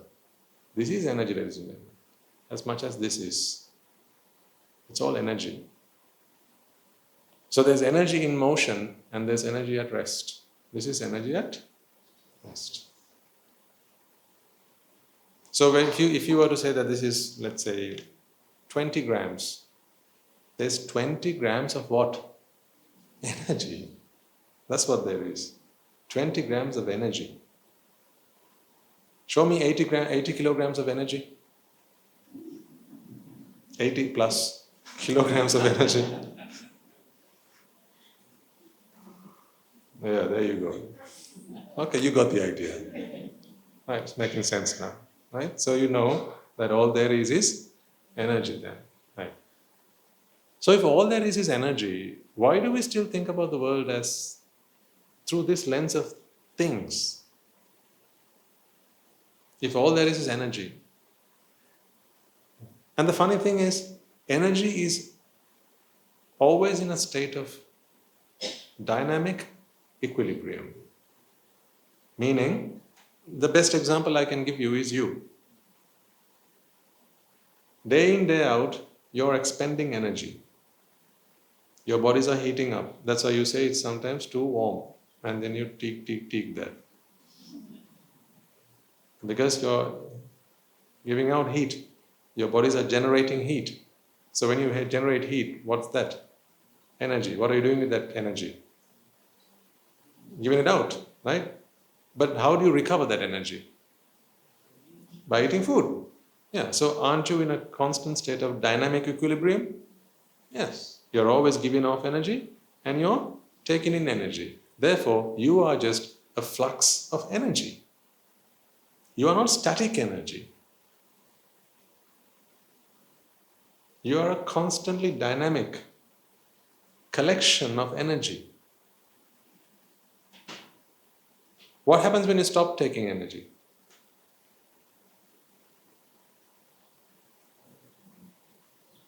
What happens when you stop taking energy? You die. What does that mean? What does it mean to die? Yeah, so when that dynamic equilibrium ceases, meaning there's only the dissipation of energy, but no intake, that's when we can say that someone's dead. Because what happens when the body is burrowed? Sorry, burrowed? Buried, yes, not burrowed. When the body is buried, what happens then? That is energy, but now being dissipated. It's released into the environment. But no more energy is put back in. In very crude terms, but I think you get the gist of this. There's still a flux of energy in and out, but I don't want to confuse you with that.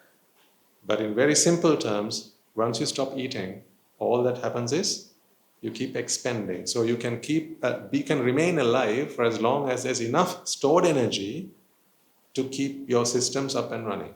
But constantly there's energy dissipated.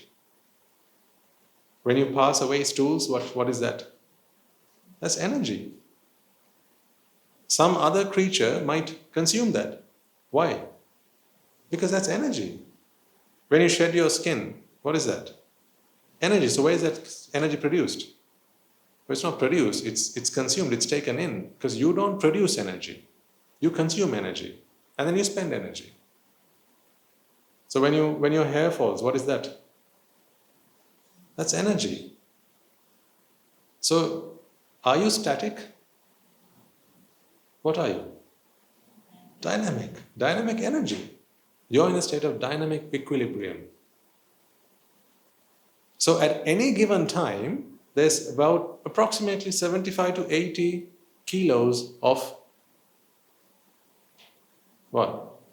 Energy. Dynamically equilibrium energy.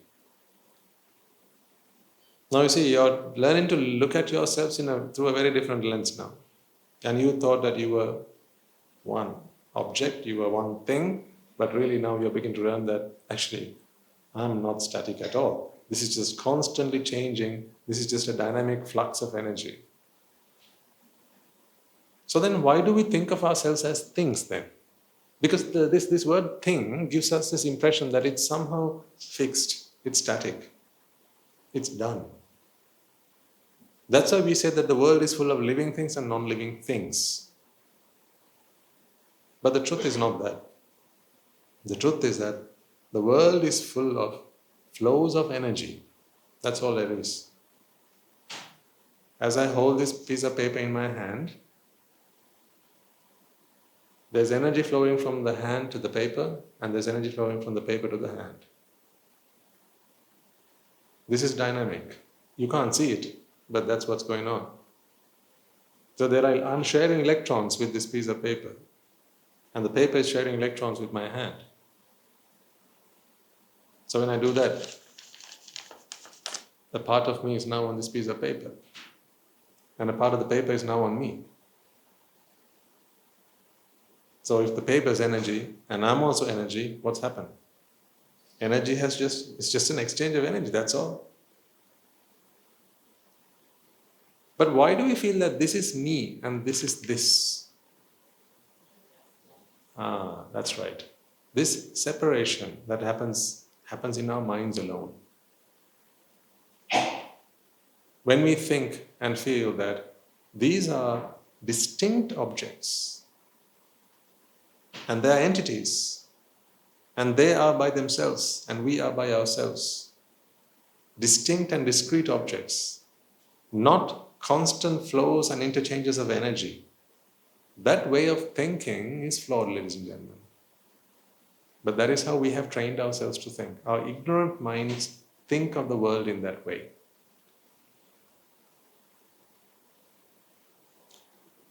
Does that part make sense to all of you? What we've just talked about? Please put your hand up if that didn't make a lot of sense.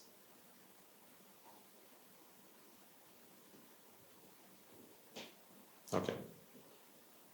So very quickly again, this is just energy. And energy is constantly in a state of dynamic equilibrium. What does that mean? Sounds like a really profound word, but what does it actually mean? It just means energy is exchanged all the time. But there's a system here, and that system is able to capture this amount of energy. That's why this doesn't disperse all of a sudden. That's why this, not all of the energy just flows out and this just becomes nothing. There's a system here that keeps this amount of energy concentrated in this place, in this location. And there's a system here that keeps this amount of energy concentrated in this place. That's why I don't grow extra digits. That's why my hand just doesn't keep growing and it stops at this size. There's a system there that decides all that. No doer, but that's cause and effect again. So we call it DNA when it comes to these bodies. But there's a system here that does that. I can get more scientific, but it's not necessary because I just want to get this point across to you. There are things called Higgs fields and so on, but we don't need to go that far. We just need to get the point across to you. Okay? Clear so far? Right. Now, we have to come back here though. Otherwise, this is just science. Knowledge for the sake of it, we can't plug it back here because you said that is what you want to escape from. Raga, Dvesha and Moha. So where's the Moha in all this is the next question for us to figure out. What was this at the beginning? An envelope. You could be forgiven, couldn't you, for thinking, when I unfolded the envelope, yeah, you saw me unfold the envelope, one could be forgiven, couldn't they, for thinking that I have somehow, I don't know, killed is the wrong word, destroyed? What did I do to the envelope? Rearrange is the right word though, that's the thing. I had somehow undone the envelope, changed. The idea I want to get across to you is the fact that I have somehow destroyed the envelope. That this is a broken envelope. Those words just I know they're not perfect, but as long as you get the idea. To think of this just as a broken envelope, but it's not that. There was no envelope to begin with, but there was no envelope to destroy. I don't know, destroy sounds too dramatic for something like this. But there was no envelope in my hand to destroy. Disfigure? Well, you get the idea, right? You know what I'm talking about. But that's how our minds like to interpret this. That I've done something to the envelope and now it's like this. And then when I made the paper rocket, I destroyed the sheet of paper, the note paper. I disfigured it. I broke it. But that's not what happened. Nothing was ever done to then break. Things are not done and finished to be broken because they are constantly in a state of dynamic equilibrium. Energy is constantly flowing here and there, Therefore, it's not done at all. It's never done. Yes, it's always... I'm cautious about using the word changing for one reason.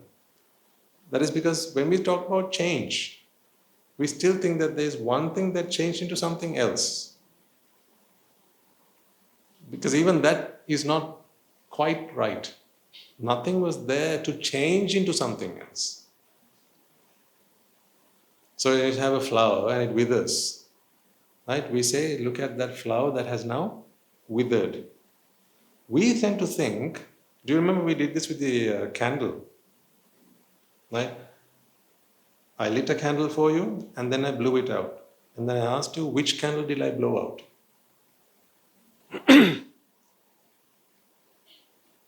And then you said, the one that was lit.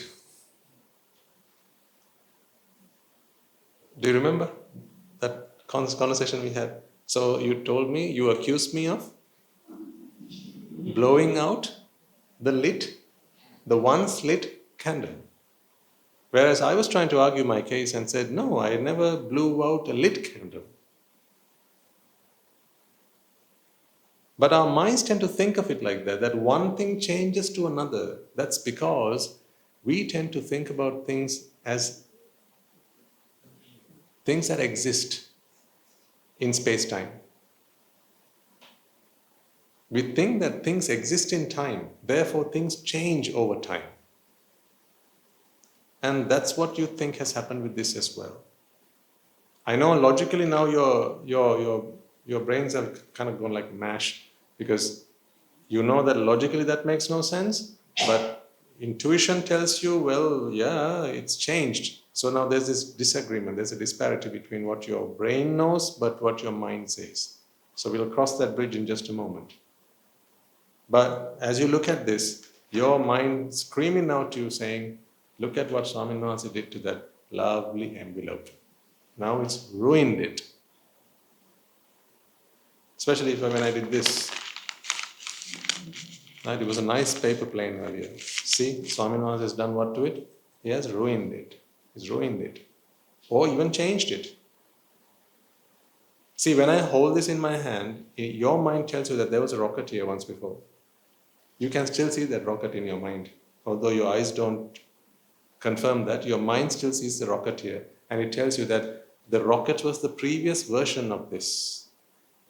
That's because you still think in terms of time. These temporal realities, ladies and gentlemen, are fantasies.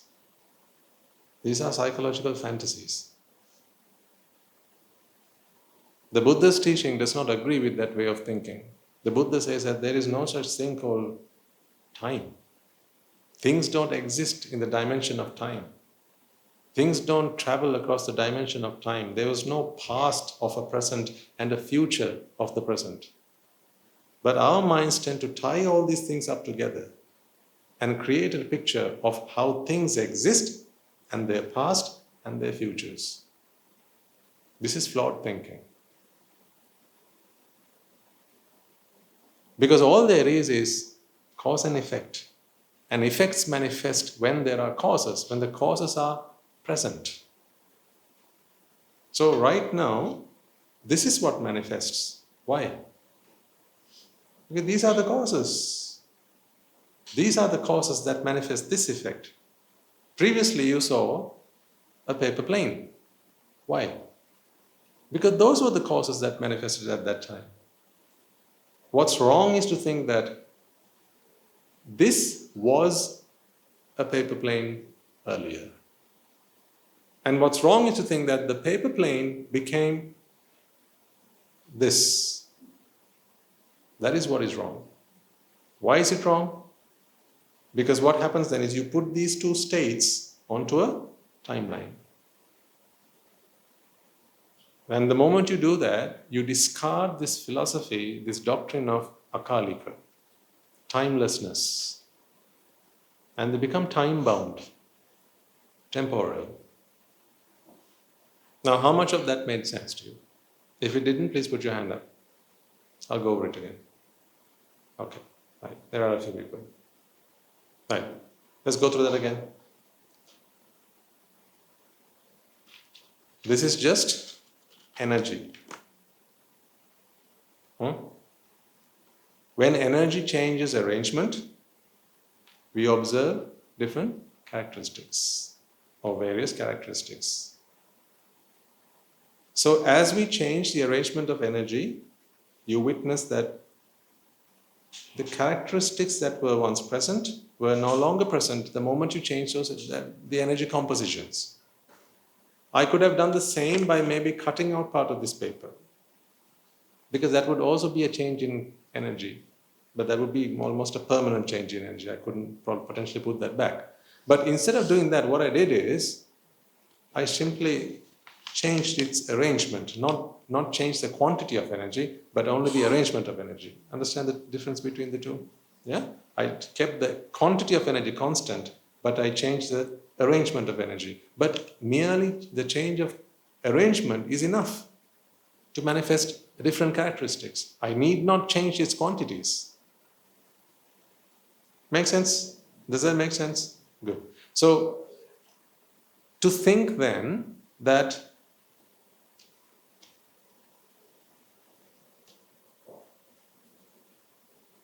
the envelope became the plane or the rocket. To think that the envelope became the plane, here's what must happen in your mind. Your mind must accept first that the envelope is a thing.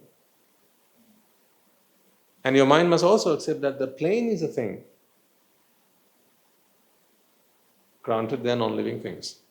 And then to think that the plane now has become, or the envelope has now become the plane. In fact, you might say that this is a broken envelope, isn't it? Isn't it? What is a plane? It's a broken envelope. So what was the envelope then? It's a broken plane. But do you understand what I mean by broken here in this context? It's disfigured, it's distorted, it's ruined, right? Destructed, right? It's just no longer that structure. Now, I can accept it when we had the paper, the note paper, or notepad or whatever, right? The notepad, fair enough, broken envelope. Because you saw me unfold it. But then I refolded it. But only that time it was into the shape of a plane. So then the envelope is a broken note paper, the note paper is a broken plane, the plane is a broken note paper, and the note paper is a broken envelope. Is that what's going on?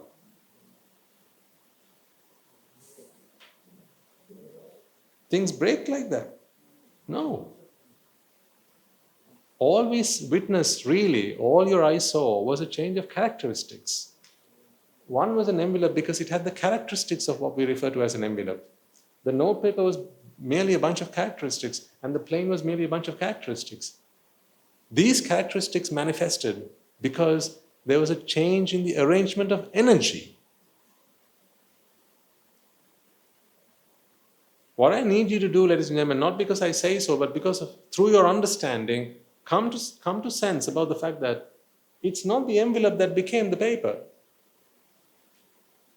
Because if you say that the envelope became the paper, now what you're saying is the envelope has a future, and in that future, it stops being an envelope and it starts being a plane. But then you will say that the plane was the envelope and it's now a broken envelope. Because the envelope broke and instead we made the plane. But that's not how things work. But that is what your minds will tell you, because that is how jati works. Buddha's teaching is very different to that.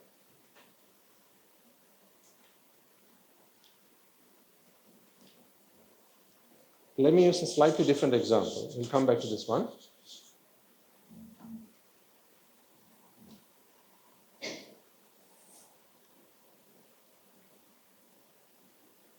Okay.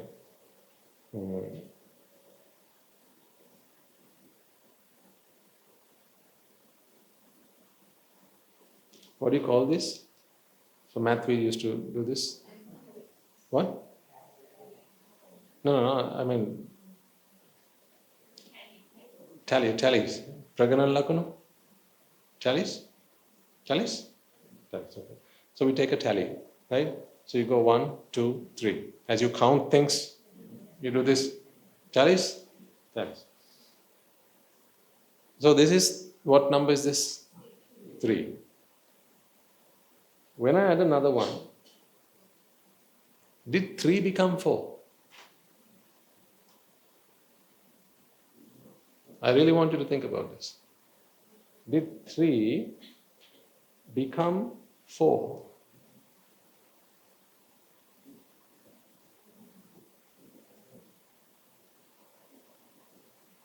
Did 3 become 4? No, 3 never became 4. This is 4. That's it. It was 3 earlier because there were only enough causes to manifest 3. When you bring in another cause, it's not that now 3 has become 4. There's now enough causes for 4 to manifest. But if you said that it was 3 that became 4, you'll say, now see, 3 has changed to become 4. That's wrong. Things don't change. Because if you think that 3 became 4, then here's what happened. At 1 second, it was 3. At 2 seconds, it was 4. So you can say at 0 seconds, there was none. At 1 second, it was 3. And at 2 seconds, it was 4. So what you're saying is, over time, 3 became 4. See, now you put this on a time dimension. This becomes Kalika. Time bound. The Buddha says, no, that's not how things work. Things are not time bound. Things are driven by cause and effect. When there are enough causes for 3 to manifest, that is what manifests. When there are sufficient causes for 4 to manifest, that is what manifests. It's not that 3 became 4. I could do the same this way. So what is that? 3. What is that? 34. So 3 became 34? How can 3 become 34? Do you understand the principle I'm trying to get across to you? It is not that 3 became 34. I mean, look at it. 3 was in the ones place, wasn't it? Now it's in the tens place. So how did 3 become 34 then? So where's the 3 that became 34 now? If 3 became 34, where's that 3 that became 34? Well, you will fail at that question because you can't show me a 3. Because if you say that is 3, that's not 3, that's 30.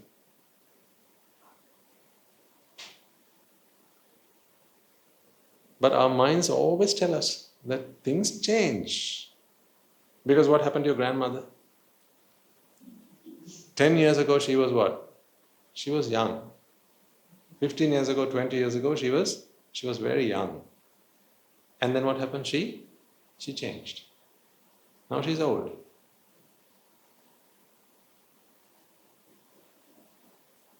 Because the way we use language always communicates these wrong ideas to us.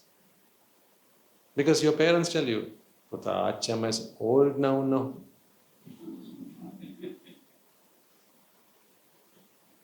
So Acham is old? No. Meaning, back then, she was young. We indoctrinate our people, our children, with this ignorance all the time. If the Buddha was there when you said that, he would give you a kick. He would say, when did I ever say that that was true? Because we always speak in terms of time. These temporal realities are only hallucinations of the mind.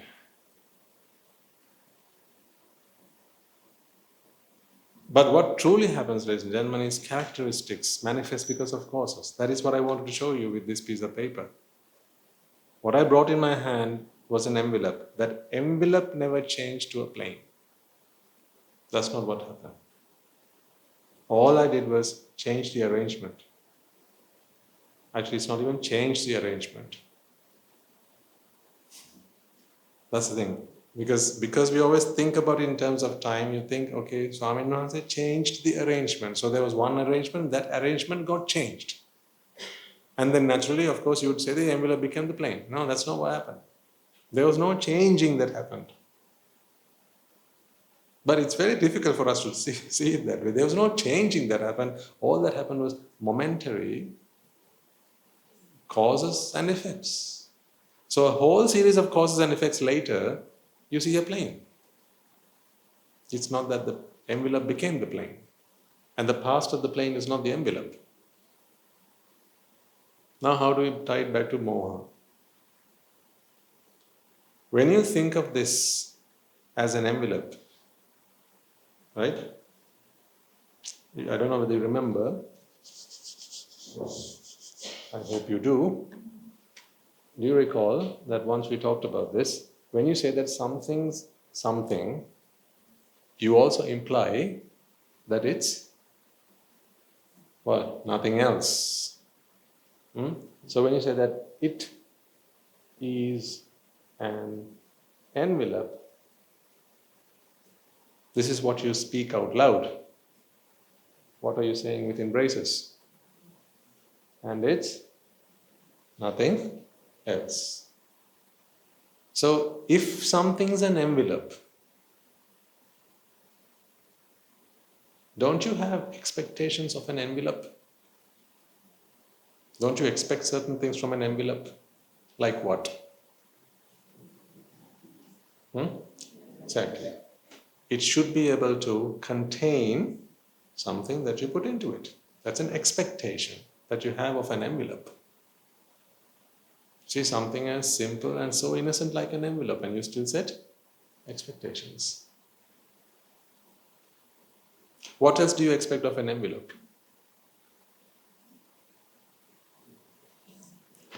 Why do you... Remember what I did with that? And say, open the flap and go. You should be able to seal it, right? So it has to have some gum. Yeah? Then there are some envelopes that don't come with that. And some do. Right? Which ones do you like? Better? The ones that do, right?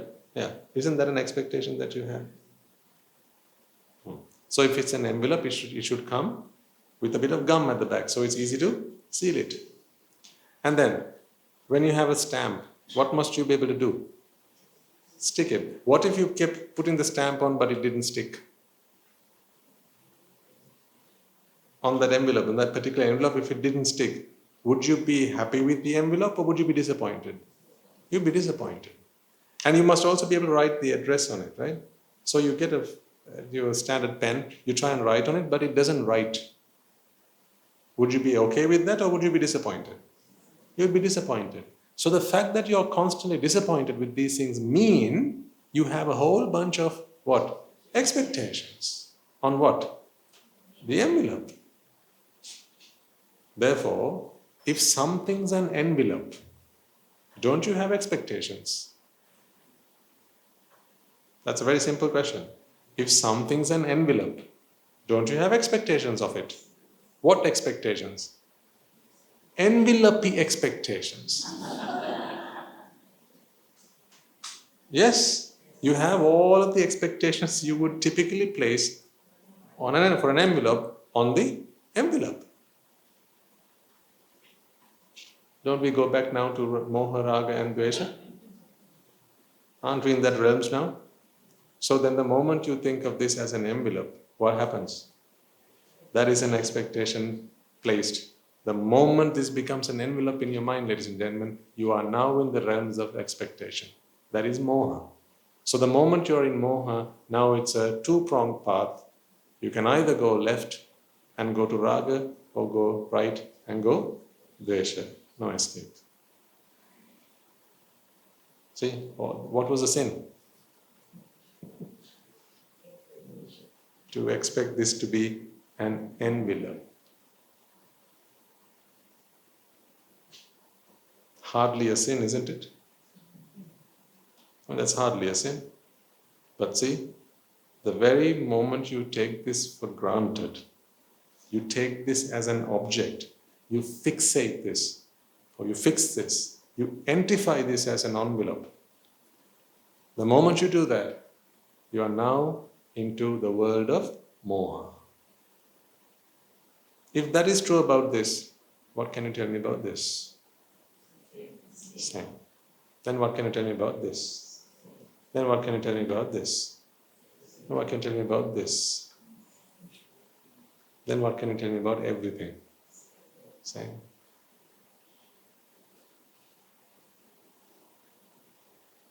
So you're telling me then, are you, that when you call this an eraser, and you really think of this as an eraser, duster.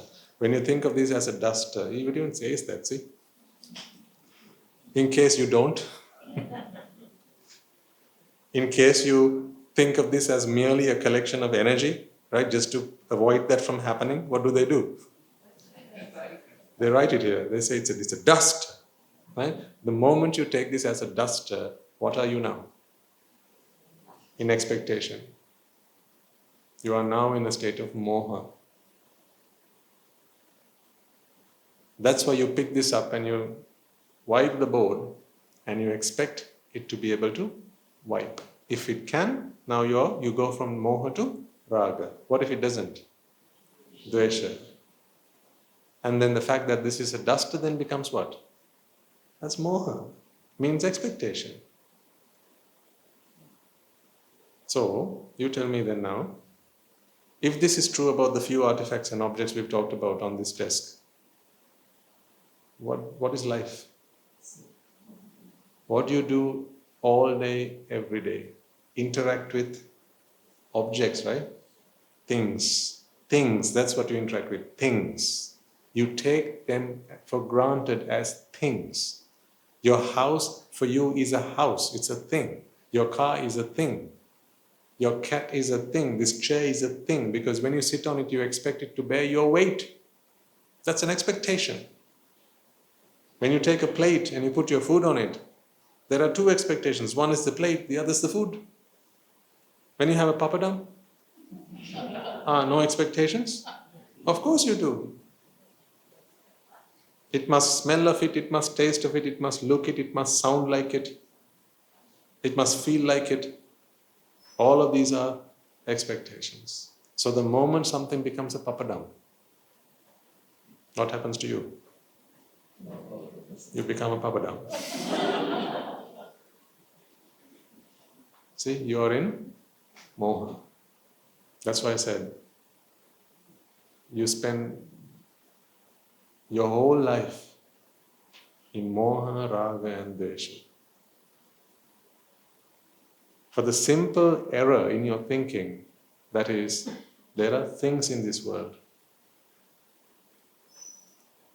But science tells you, this is what a scientist says. The scientist says, no, there are no things in this world. They are merely aggregations of energy that are in a constant state of equilibrium or dynamic equilibrium. Energy flows in, energy flows out. It's a flux of energy. That's what the scientist says. But the scientist himself has a problem. He has a problem himself. That is, although he finds this out in the laboratory, when he looks at an object, he still sees an object. He perceives an object, just like you and I. He perceives the object as well. So he can give a lecture on this and say, this is just equilibrium, dynamic equilibrium, he will say. E equals mc squared, and he'll tell you how much energy there is in all this. And then he will hold the pen in his hand and go, that's a pen. And when he doesn't land, he goes, he does that. The scientist does that. He gets frustrated. He gets disappointed. How so? This is the thing. The reason for this is very simple. Although in the laboratory, he discovers that this is merely dynamic equilibrium, what he doesn't know is, in his mind, there's another story that's going on. And he doesn't know what's going on in his own mind. He's blind to that. Let's quickly see what he's blind to. That'll be the last piece of our story. Right, let's see what he's blind to. Let's see who's blind to? The scientist is blind to. Okay? You can be forgiven for thinking that this is a duster, but a scientist should not really be. Why? Because he knows the equations, he knows the formulae, He's done the experiments. He's got the electron microscope to figure out that there's no duster here, but merely protons, electrons, neutrons, and stuff. And he's done the math and worked out that all mass can also be converted to energy. Therefore, this is merely energy. But he knows that. So he can't be forgiven for thinking that this is an object, this is the thing. You and I, we're just average Joes, right? For us, it's okay. But not the scientist. But then why does the scientist make the same error in judgment as you do? And he has a reason for that. All there is in this world then, oh, I shouldn't have moved this. Is it still okay on the camera? Okay. All there is in this world, we know is now energy. Yeah? And collections of energy. Just what you saw me do with this piece of paper. Think of this as energy. Think of this as energy. What you saw me do was manipulate energy. I manipulated energy to manifest what? What? Characteristics, indeed. Different characteristics, not different things. Different characteristics. That's what I did. I really want you to take that away from today's talk. I manipulated energy to manifest different characteristics, not things. Things only happen with Moha. So all there is energy, collections of energy, arrangements of energy. There are energy arrangements of energy. Now, let's take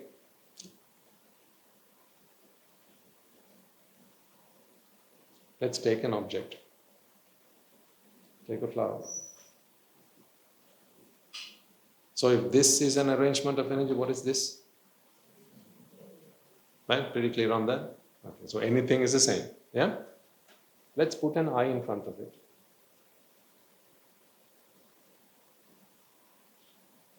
Your eye in front of it.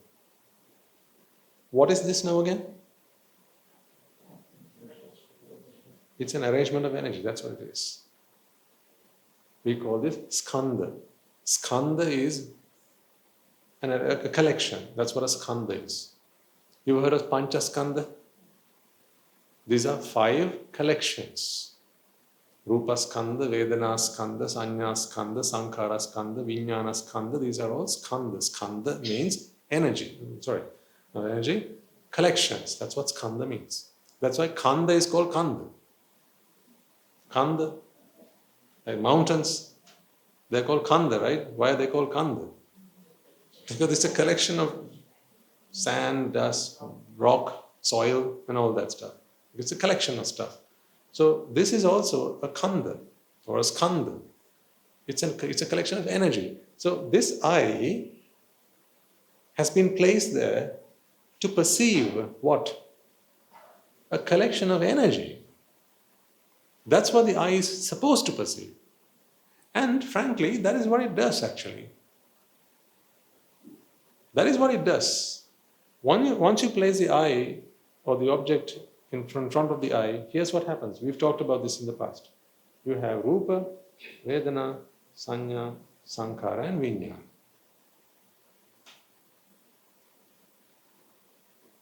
And when we can say a chitta is born, you still see that? Just about. This is a chitta.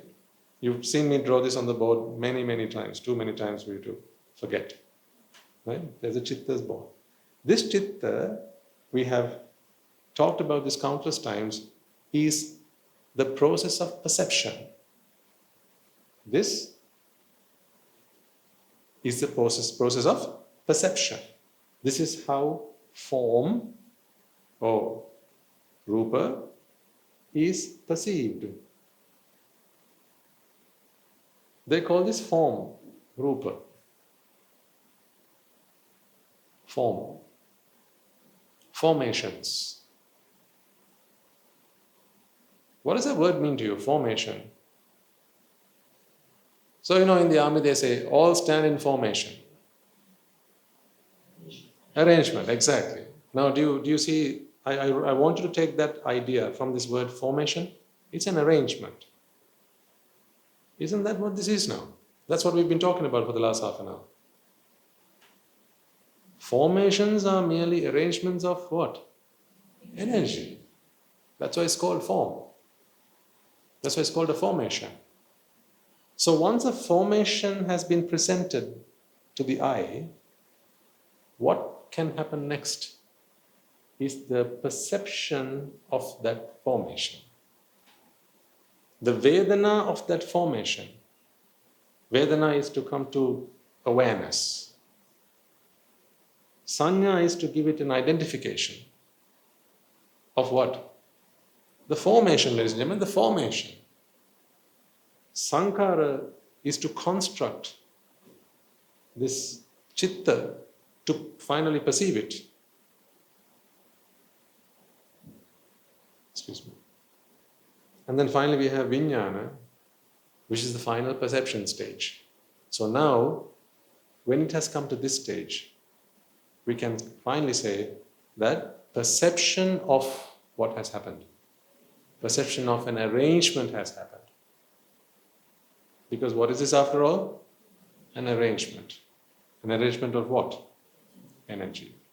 Is that clear to everyone? Make sense? Anyone that didn't add?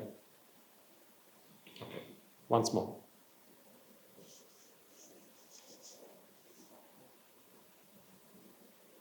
Rupa is form. Form again is aggregation of energy. Now we've already crossed this bridge where we have come to an agreement that all objects around us is merely collections and aggregations of energy, right? So then form is that. So you might wonder, why am I writing R when I say form? That's because the Pali term for that is rupa. That's why I've written R instead of F. So once a rupa has been presented to the eye,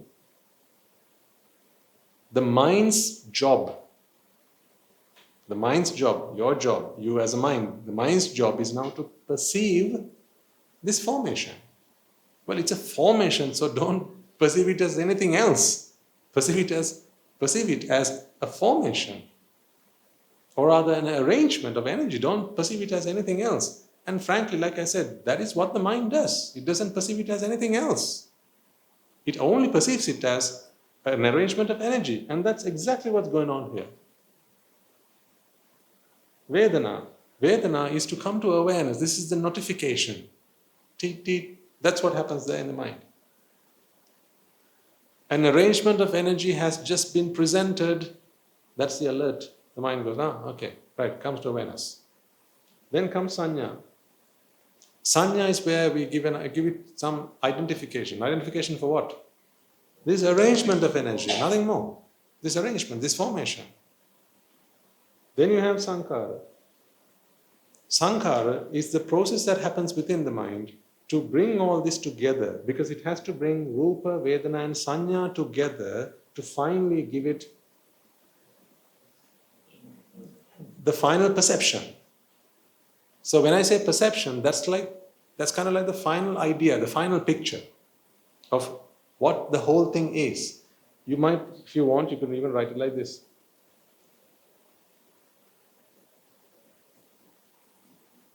Imagine this is a math problem and this is the summation.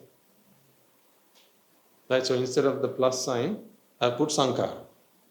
So that is the function of sankhara, this addition.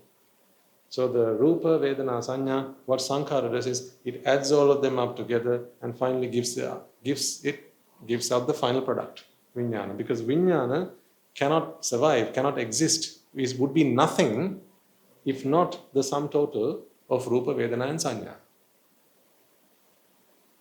Make sense? Right, so that's what sankhara does.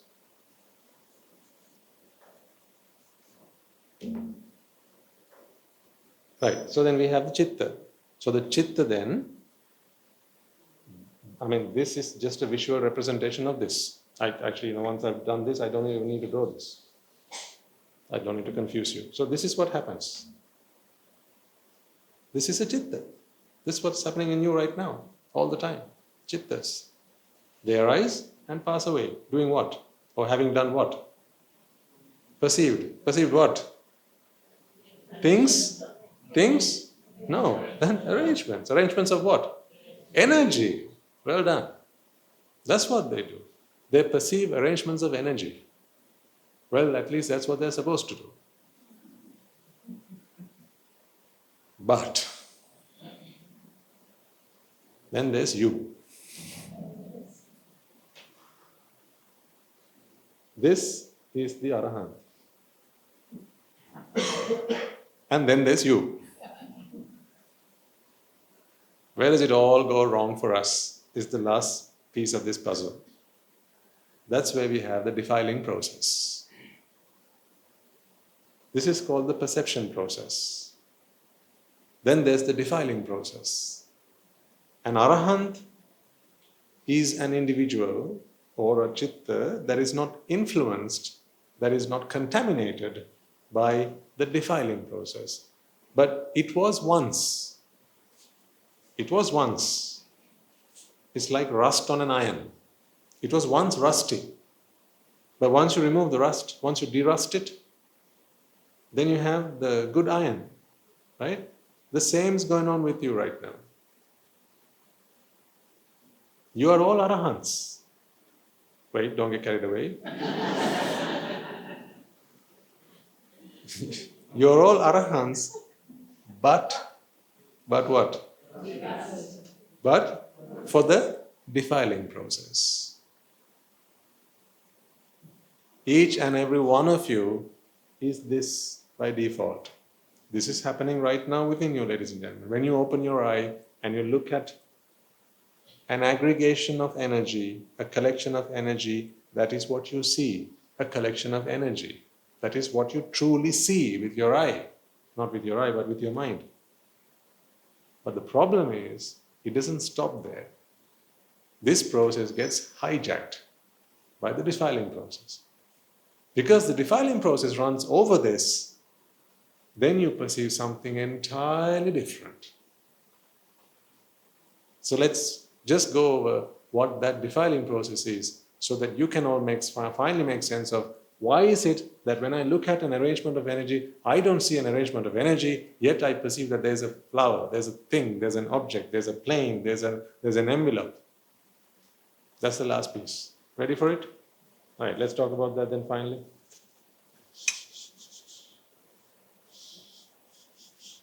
Right, so this is what it's supposed to be. This is what's supposed to happen.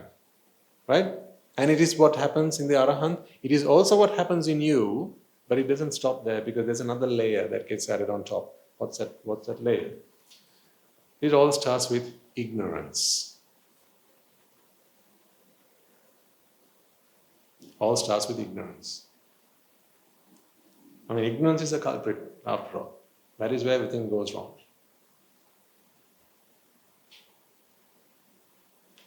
When asked, the Buddha says, what is ignorance, Venerable Sir? The Buddha says, ignorance is the lack of knowledge that what really exists out in the world is collections of energy.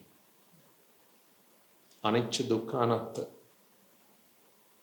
So I didn't talk much about anicca, dukkha, and anatta today, but without saying those words, I have explained to you what anicca, dukkha, and anatta represent. I've just not dropped the words, that's all. But if you can understand that something is merely collections, aggregations, skandhas of energy, then you must understand that there are no objects here. This is merely energy that has no bias, but has aggregated because there was a necessity. We've talked about this, right? There's a necessity, and that necessity attracts energy into the various formations, and the structure of that formation is also determined by that necessity, and that's why it takes that shape and no other shape. Yeah? And then finally, anatta is, well, that is all there is. There is no object, there is no thing, there is no entity. Now, this is good knowledge. So anything else would be what? Bad knowledge. In other words, ignorance. So when the mind is ignorant, the mind tends to think of the world as not being anicca, dukkha, anatta, but nicca, sukha, atta. What does that mean? What that means is, this energy is inherently enveloping. That this is inherently an envelope. Now it's a broken envelope. That is what the mind, that is what ignorance is. To think that this is inherently an envelope, not a mere arrangement of energy that manifests an envelope, but rather that it's inherently an envelope. And therefore now this is a broken envelope. So remember earlier I said the plane then should technically be a broken envelope, and the envelope should be the broken plane. That's how the mind thinks because of ignorance. So whatever it is, the mind inherently takes it as that. Do you see how this is where the sense of belonging comes in? And ownership? See, whose cap is this?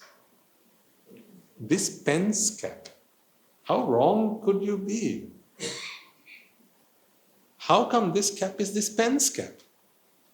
Why does the mind think that way? It's because this energy is inherently this pen.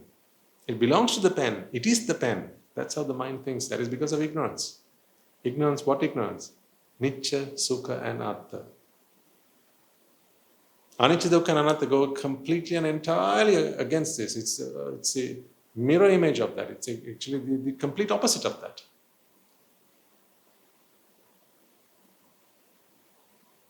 So what happens then? When the mind is ignorant, the mind has now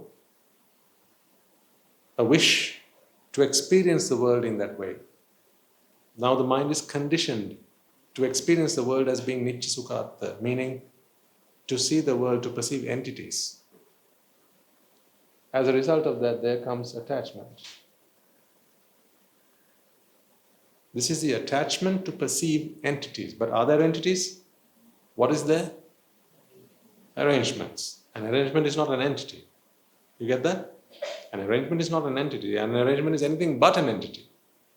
But when the mind thinks that the world is full of entities, that is ignorance. Out of that comes the attachment to perceive these entities. But here's the problem, ladies and gentlemen. Although the mind has this desire, do we have any entities to present to the mind? Are there any entities in this world to present to the mind? To say, hey, you want entities? Here you go. Are there anything like that to present to the mind? Why isn't there anything like that? Why don't we have anything like that? Because there are no entities. Simple as that. Well, what is there then? Arrangements of energy. That's all there is. But the mind asks for what now? Entities. And there aren't any to provide it with. Therefore, what happens? If you keep asking for something that cannot be given to you, like when you were a kid, you looked up at the moon and said, can I have that, please?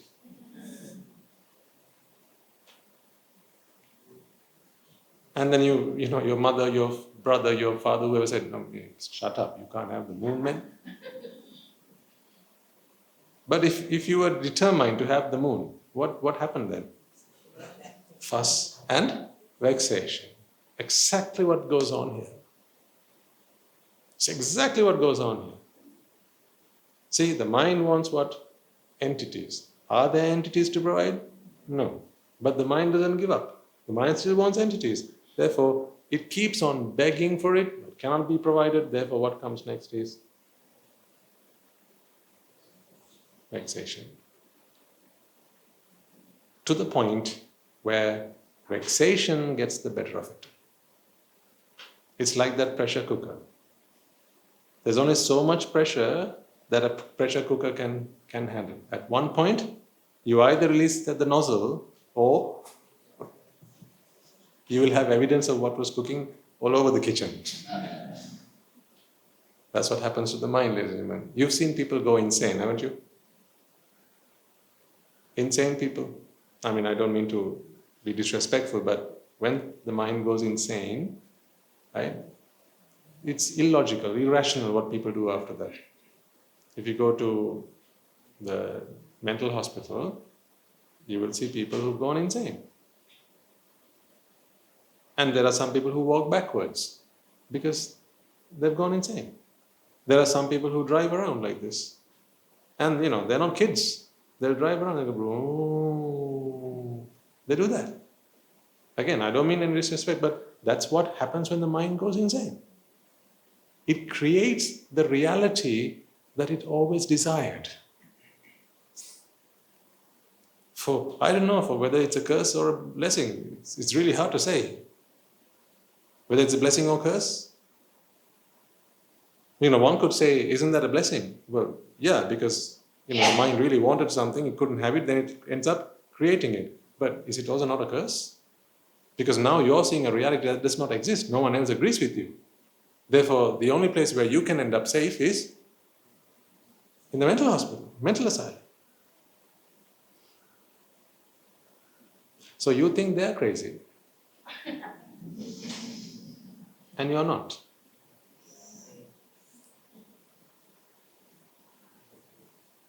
What do you think goes on inside you? What do you want? Entities. What's available? Collections of energy. You keep asking for it. Nothing to provide you with. Then you start vexing. And when vexation keeps on building and building and building and building, there comes a point where the mind can no longer bear that state of vexation. And at that point, ladies and gentlemen, this goes from vexation to abhisankara, which is the Pali term. Essentially what that means is you go. Yeah. You go insane. That mind goes insane. The reality that it wanted to experience, because it's unavailable, not there to give it, not there to be presented with, the mind goes insane. And then it fabricates the reality that it wants to experience. That fabrication is called bhava. You heard that word? Bhava. It features in the Paticca Samuppada. Bhava. The mind fabricates this artificial reality. Mental cognition, this is a phantom, a cognitive phantom, creates that in the mind. So it's kind of like a wrapper. The final stage is what we call jati. This is the point where this creation, this fabrication becomes an experience. It's like you make a hat, but the final point you put it on. If you can make the reference there, right? So here, up to this point, you make the hat, you weave the hat, and finally put the hat on. That's what happens at the state of jati. Now, what was there to be presented with, the mind with? Collections of, arrangements of energy. And that's all that could be presented to the mind. So the mind was born to perceive an arrangement of energy. However, this process happens on a bed of ignorance. And it followed this process till the point where you ended up with jati. So now, this is not just a chitta that perceives arrangements of energy, but it also has jati working on it. Therefore, this arrangement of energy goes from a mere arrangement of energy to an entity.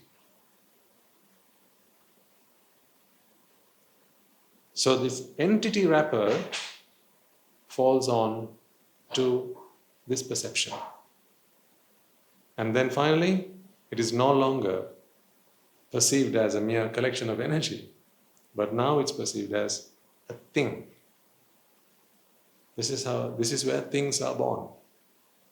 Where are things born? In your minds.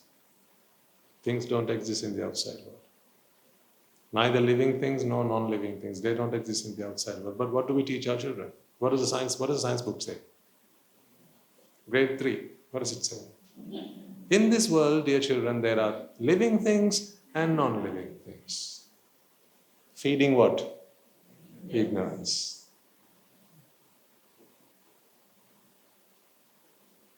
So what do teachers do? No, let's not talk about that.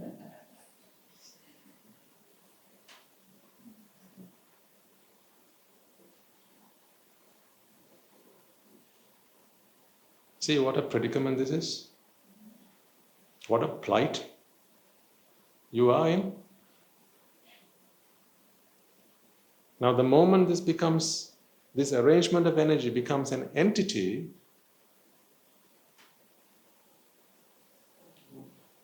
they become things. And on things you set expectations. That's why you expect something out of everything you interact with.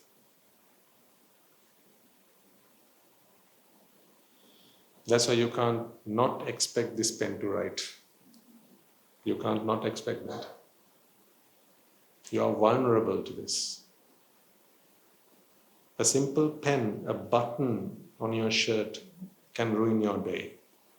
Why? Because if it's a button, you expect it to behave like a button. Don't you? When you tie your laces, what do you expect them to be? Remain tied. You expect to remain tied. Because they are a lace. So therefore you expect that. How can you not expect? Because jati is going on in your mind all the time. So how can you not? You're a victim. You're vulnerable to this. So why are there fights at home? Why can't you be happy with your husband or your wife? Expectations. Where do these expectations occur? In your mind. Your husband is not a husband. Well, I know you agree with me on that.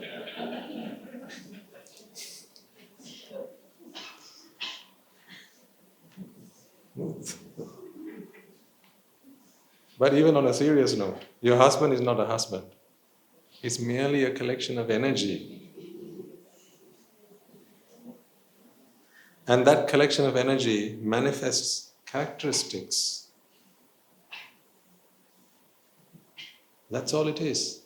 But when you identify that bundle, that collection of energy, what happens in your mind? You perceive a husband. And once you perceive a husband, now you set a whole bunch of expectations because husbands are worth setting expectations on. Or at least you think. And then what happens? You are now in Moha. Then you either go to Raga or Dvesha. Whose fault is that? Apparently, whose fault is that? Theirs. But really, whose fault is that? See? When you turn the ignition on the car, what do you expect to happen? Start. Why? Because that's what it's supposed to do, right? It's supposed to behave like the ignition, like the key. That's what you expect of it.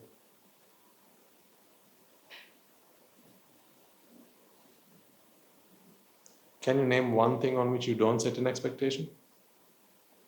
Can you? You can't, because your whole life is based on a whole bunch of expectations. That's why you suffer. I'm here to convince you of this fact and show you that there is no escape. I think I've proven my point. Unless you come out of Raga, Dvesha, Moha, there is no escape for you. If you can find an alternative way out of this trap, you come and let me know. I'm all ears. I'm always open-minded. I'm willing to learn.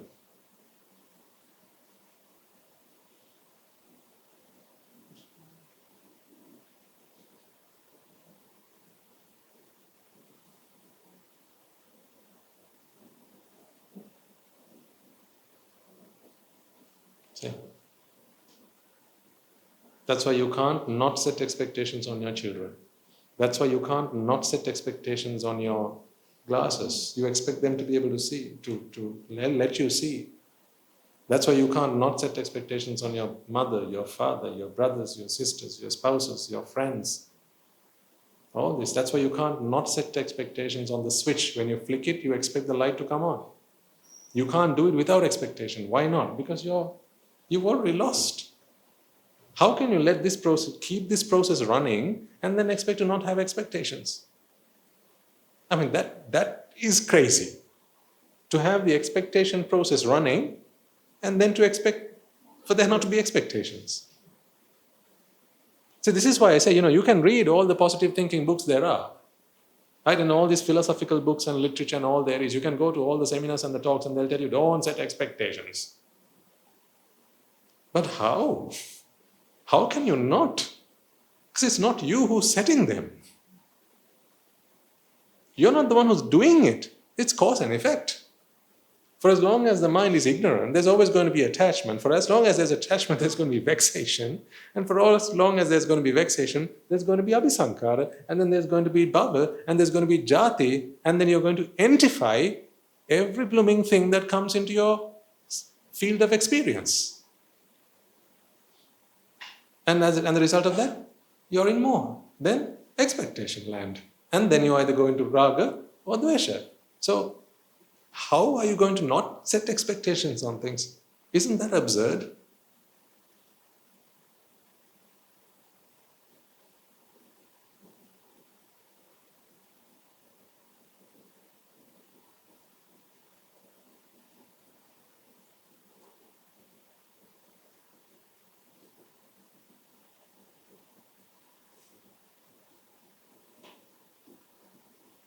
Natti me saranang anya.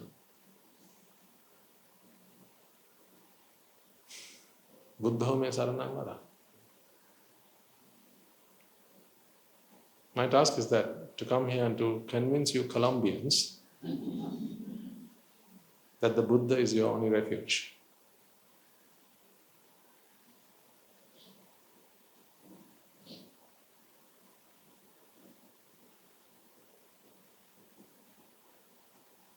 You can look elsewhere, but you won't find.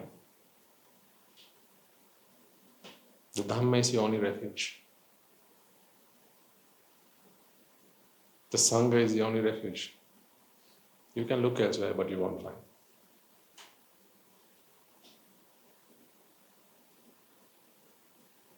Nothing else is a remedy.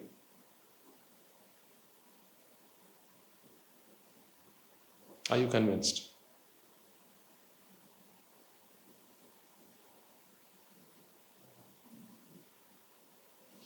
But I'm trying really hard to get the point across to you. It's a struggle and a half, ladies and gentlemen, to try and find the words to explain these things, to bring the props to get the message across to you. I don't want anything else in exchange for any of this. I just want you to be convinced, that's all, that the Buddha is the only refuge. I'm an agent of the Buddha. That's all. If you are convinced that there is no other solution than the Buddha, his teaching, and the practice, if you are convinced of that, then my job is done. I need not come here again. No, don't say I'm not convinced.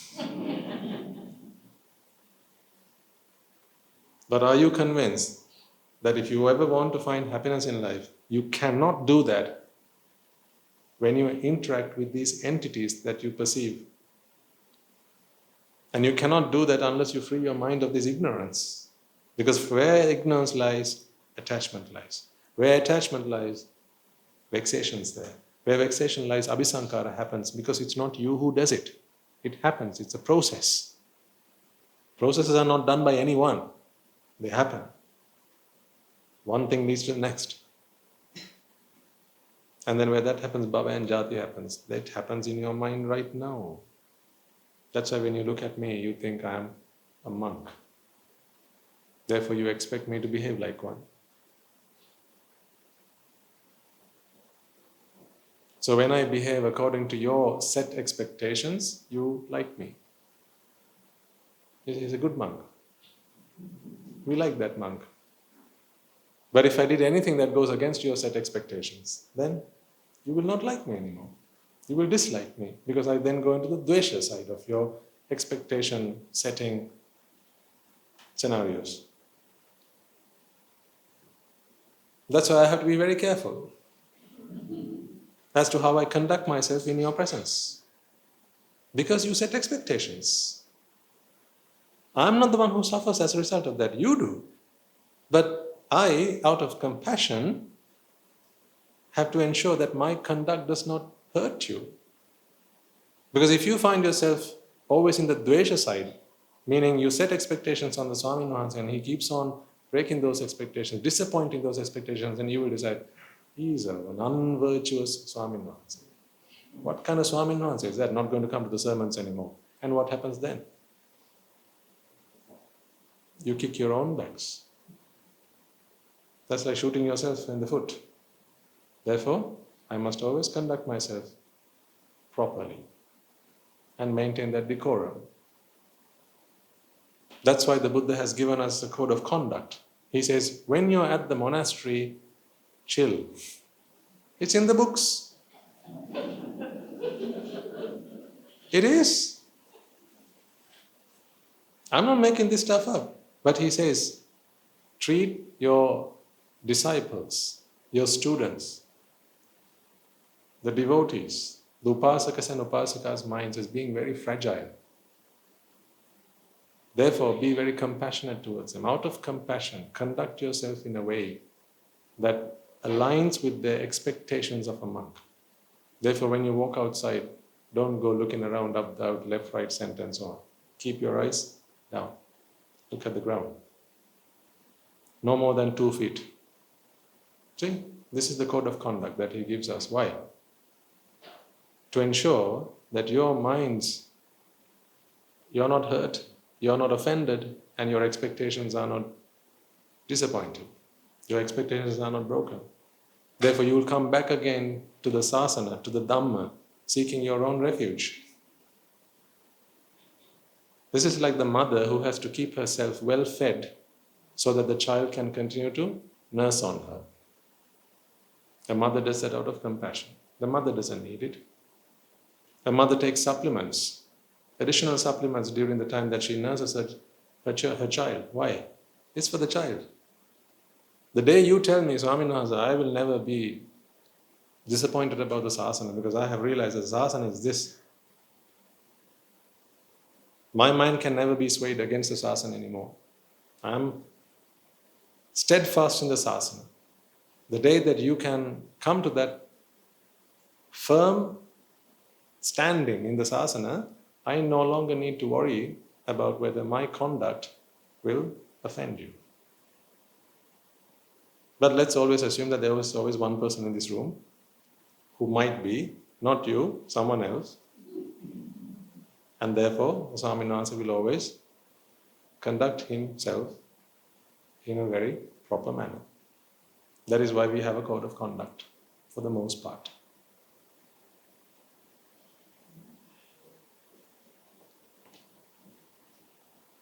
You understand? But do you at least understand that you live a life full of Moha, expectations, and then you shift to Raga and Dvesha? There you go. So, there's only one refuge then, ladies and gentlemen, the Buddha, Dhamma and the Sangha. The noble triple gem is your only blessing. Come forth and seek that blessing and free yourselves from suffering once and for all. Free yourselves from expectation, therefore free yourselves from desire and free yourselves from aversion. Raga kyo, Dvesha kyo, Moha kyo, Nibbāna. That is Nibbāna. Right, let's leave it there.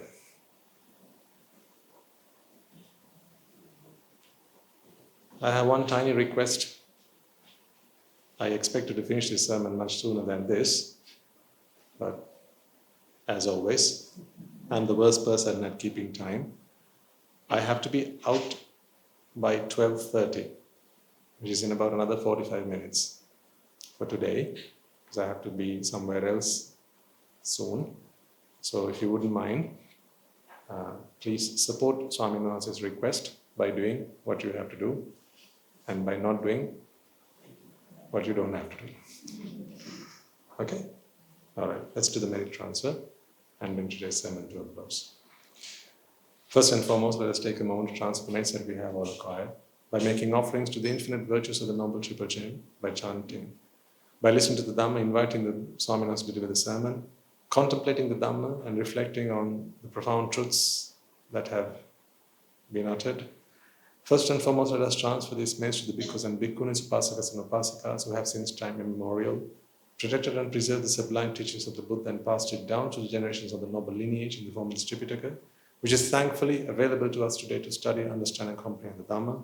Let us transfer this message to the Mahanayakas, Yanugayaka Theras, as well as all the monks and nuns resident in your local town and village, and who have always been by your side through thick and thin, come rain or shine. Let us also transfer this message to my teacher, Guru Swami Wahanse, as well as all the monks resident at the monastery and the Anagarikas and Anagarikas attached to the monastery. Let us also transfer this message to the devotees, the Upasakas and Upasikas, that is all of you who provide the Mahasangha with shelter, alms, robes and medicines, as well as pass on your know-how and continue to extend your well wishes. May they all rejoice in these merits, and by the power of these merits, may they be healed of any physical and mental ailments and overcome any obstacles to their spiritual progress. May they abstain from the unmeritorious deeds, fulfill the meritorious deeds, fulfill the noble eightfold path, and may they all attain the supreme bliss of Nibbāna. Sadhu, sadhu, sadhu. Let us also transfer this message to our mothers and fathers, brothers and sisters, sons and daughters, grandparents, uncles, aunts, nephews and nieces, our friends, our acquaintances, our employers and our employees, our teachers, friends, and anyone and everyone who have helped us, supported us, and assisted us in any way, shape, or form. Let us transfer this message to all of them, and by the power of these merits, may they be healed of any physical and mental ailments and overcome any obstacles to their spiritual progress. May they abstain from the unmeritorious deeds, fulfill the meritorious deeds, fulfill the noble eightfold path, and may they all attain the supreme bliss of Nibbāna. Sadhu, sadhu, sadhu. Let us also transfer this message to our forefathers, our ancestors, reminding ourselves that in their blood, sweat, and tears today we are able to enjoy the comforts of life and practice the path in peace and harmony. Let us also transfer this message to the Sakadeva as well as all the numerous gods and deities who have committed to fulfill the Sambuddhasasana and preserve the Sambuddhasasana. By the power of this message, may they prosper in divine power and wisdom. May they abstain from the unmeritorious deeds, fulfill the meritorious deeds, fulfill the noble eightfold path, and may they all attain the supreme bliss of Nibbāna. Sadhu, sadhu, sadhu. Let us transfer this message to our forefathers, our ancestors, as well as those who sacrifice their lives to protect the peace and harmony of our nation, members of the armed forces as well as the police force. Let us also transfer this message to those who lost their lives in the natural disasters and calamities such as tsunamis and earthquakes, landslides, fires, floods, pandemics and so on, reminding ourselves that in this long journey of samsara, they will all have been parents to us, siblings to us, friends of ours, and supported us in many ways and shapes and forms, and therefore with a sense of compassion, loving kindness, as well as a sense of gratitude for all that they have done for us. Let us transfer all these merits to them, and by the power of these merits, if any of them have been born in the woeful plane, may they redeem themselves and be born in the blissful plane. May by the power of these merits, they abstain from the unmeritorious deeds, fulfill the meritorious deeds, fulfill the noble eightfold path, and may they all attain the supreme bliss of Nibbāna. Sadhu, sadhu, sadhu. And finally, may by the power and blessings of all the merits we have acquired throughout the day, we will be able to witness the advent of many hundreds of thousands of arahants on this blessed land, and may you and I and everyone who has helped make this program a success become a Rahatan Wahanse or an Arahatiran Wahanse in this very life itself and in the era of the Sri Sambuddhasasana itself. Sadhu, sadhu, sadhu. May the blessings of the Noble Triple Gem be with you all. Mahasangha will transfer their blessings to you. Raga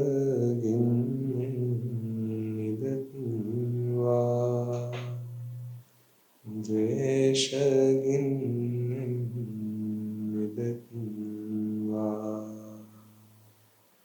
Moha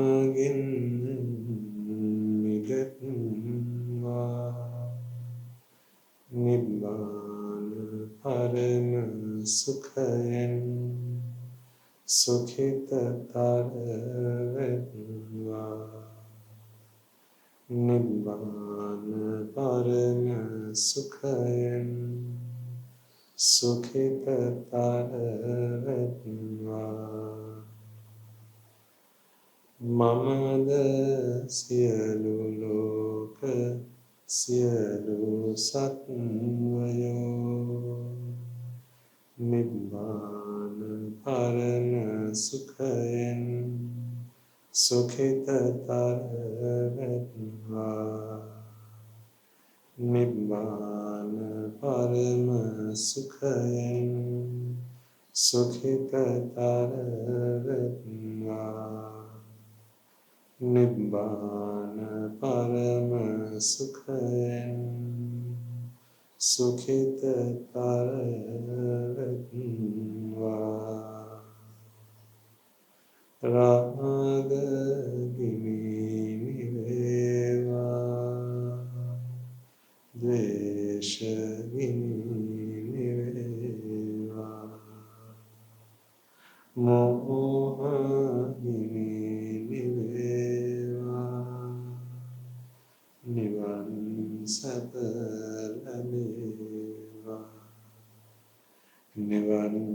sapa laleva. Nivan sapa laleva. Tunurange susi ananta maha guna belen. Siva loka siva satyam. Nibbāna parama sukhain sukta targatva. Sadhu, sadhu, sadhu.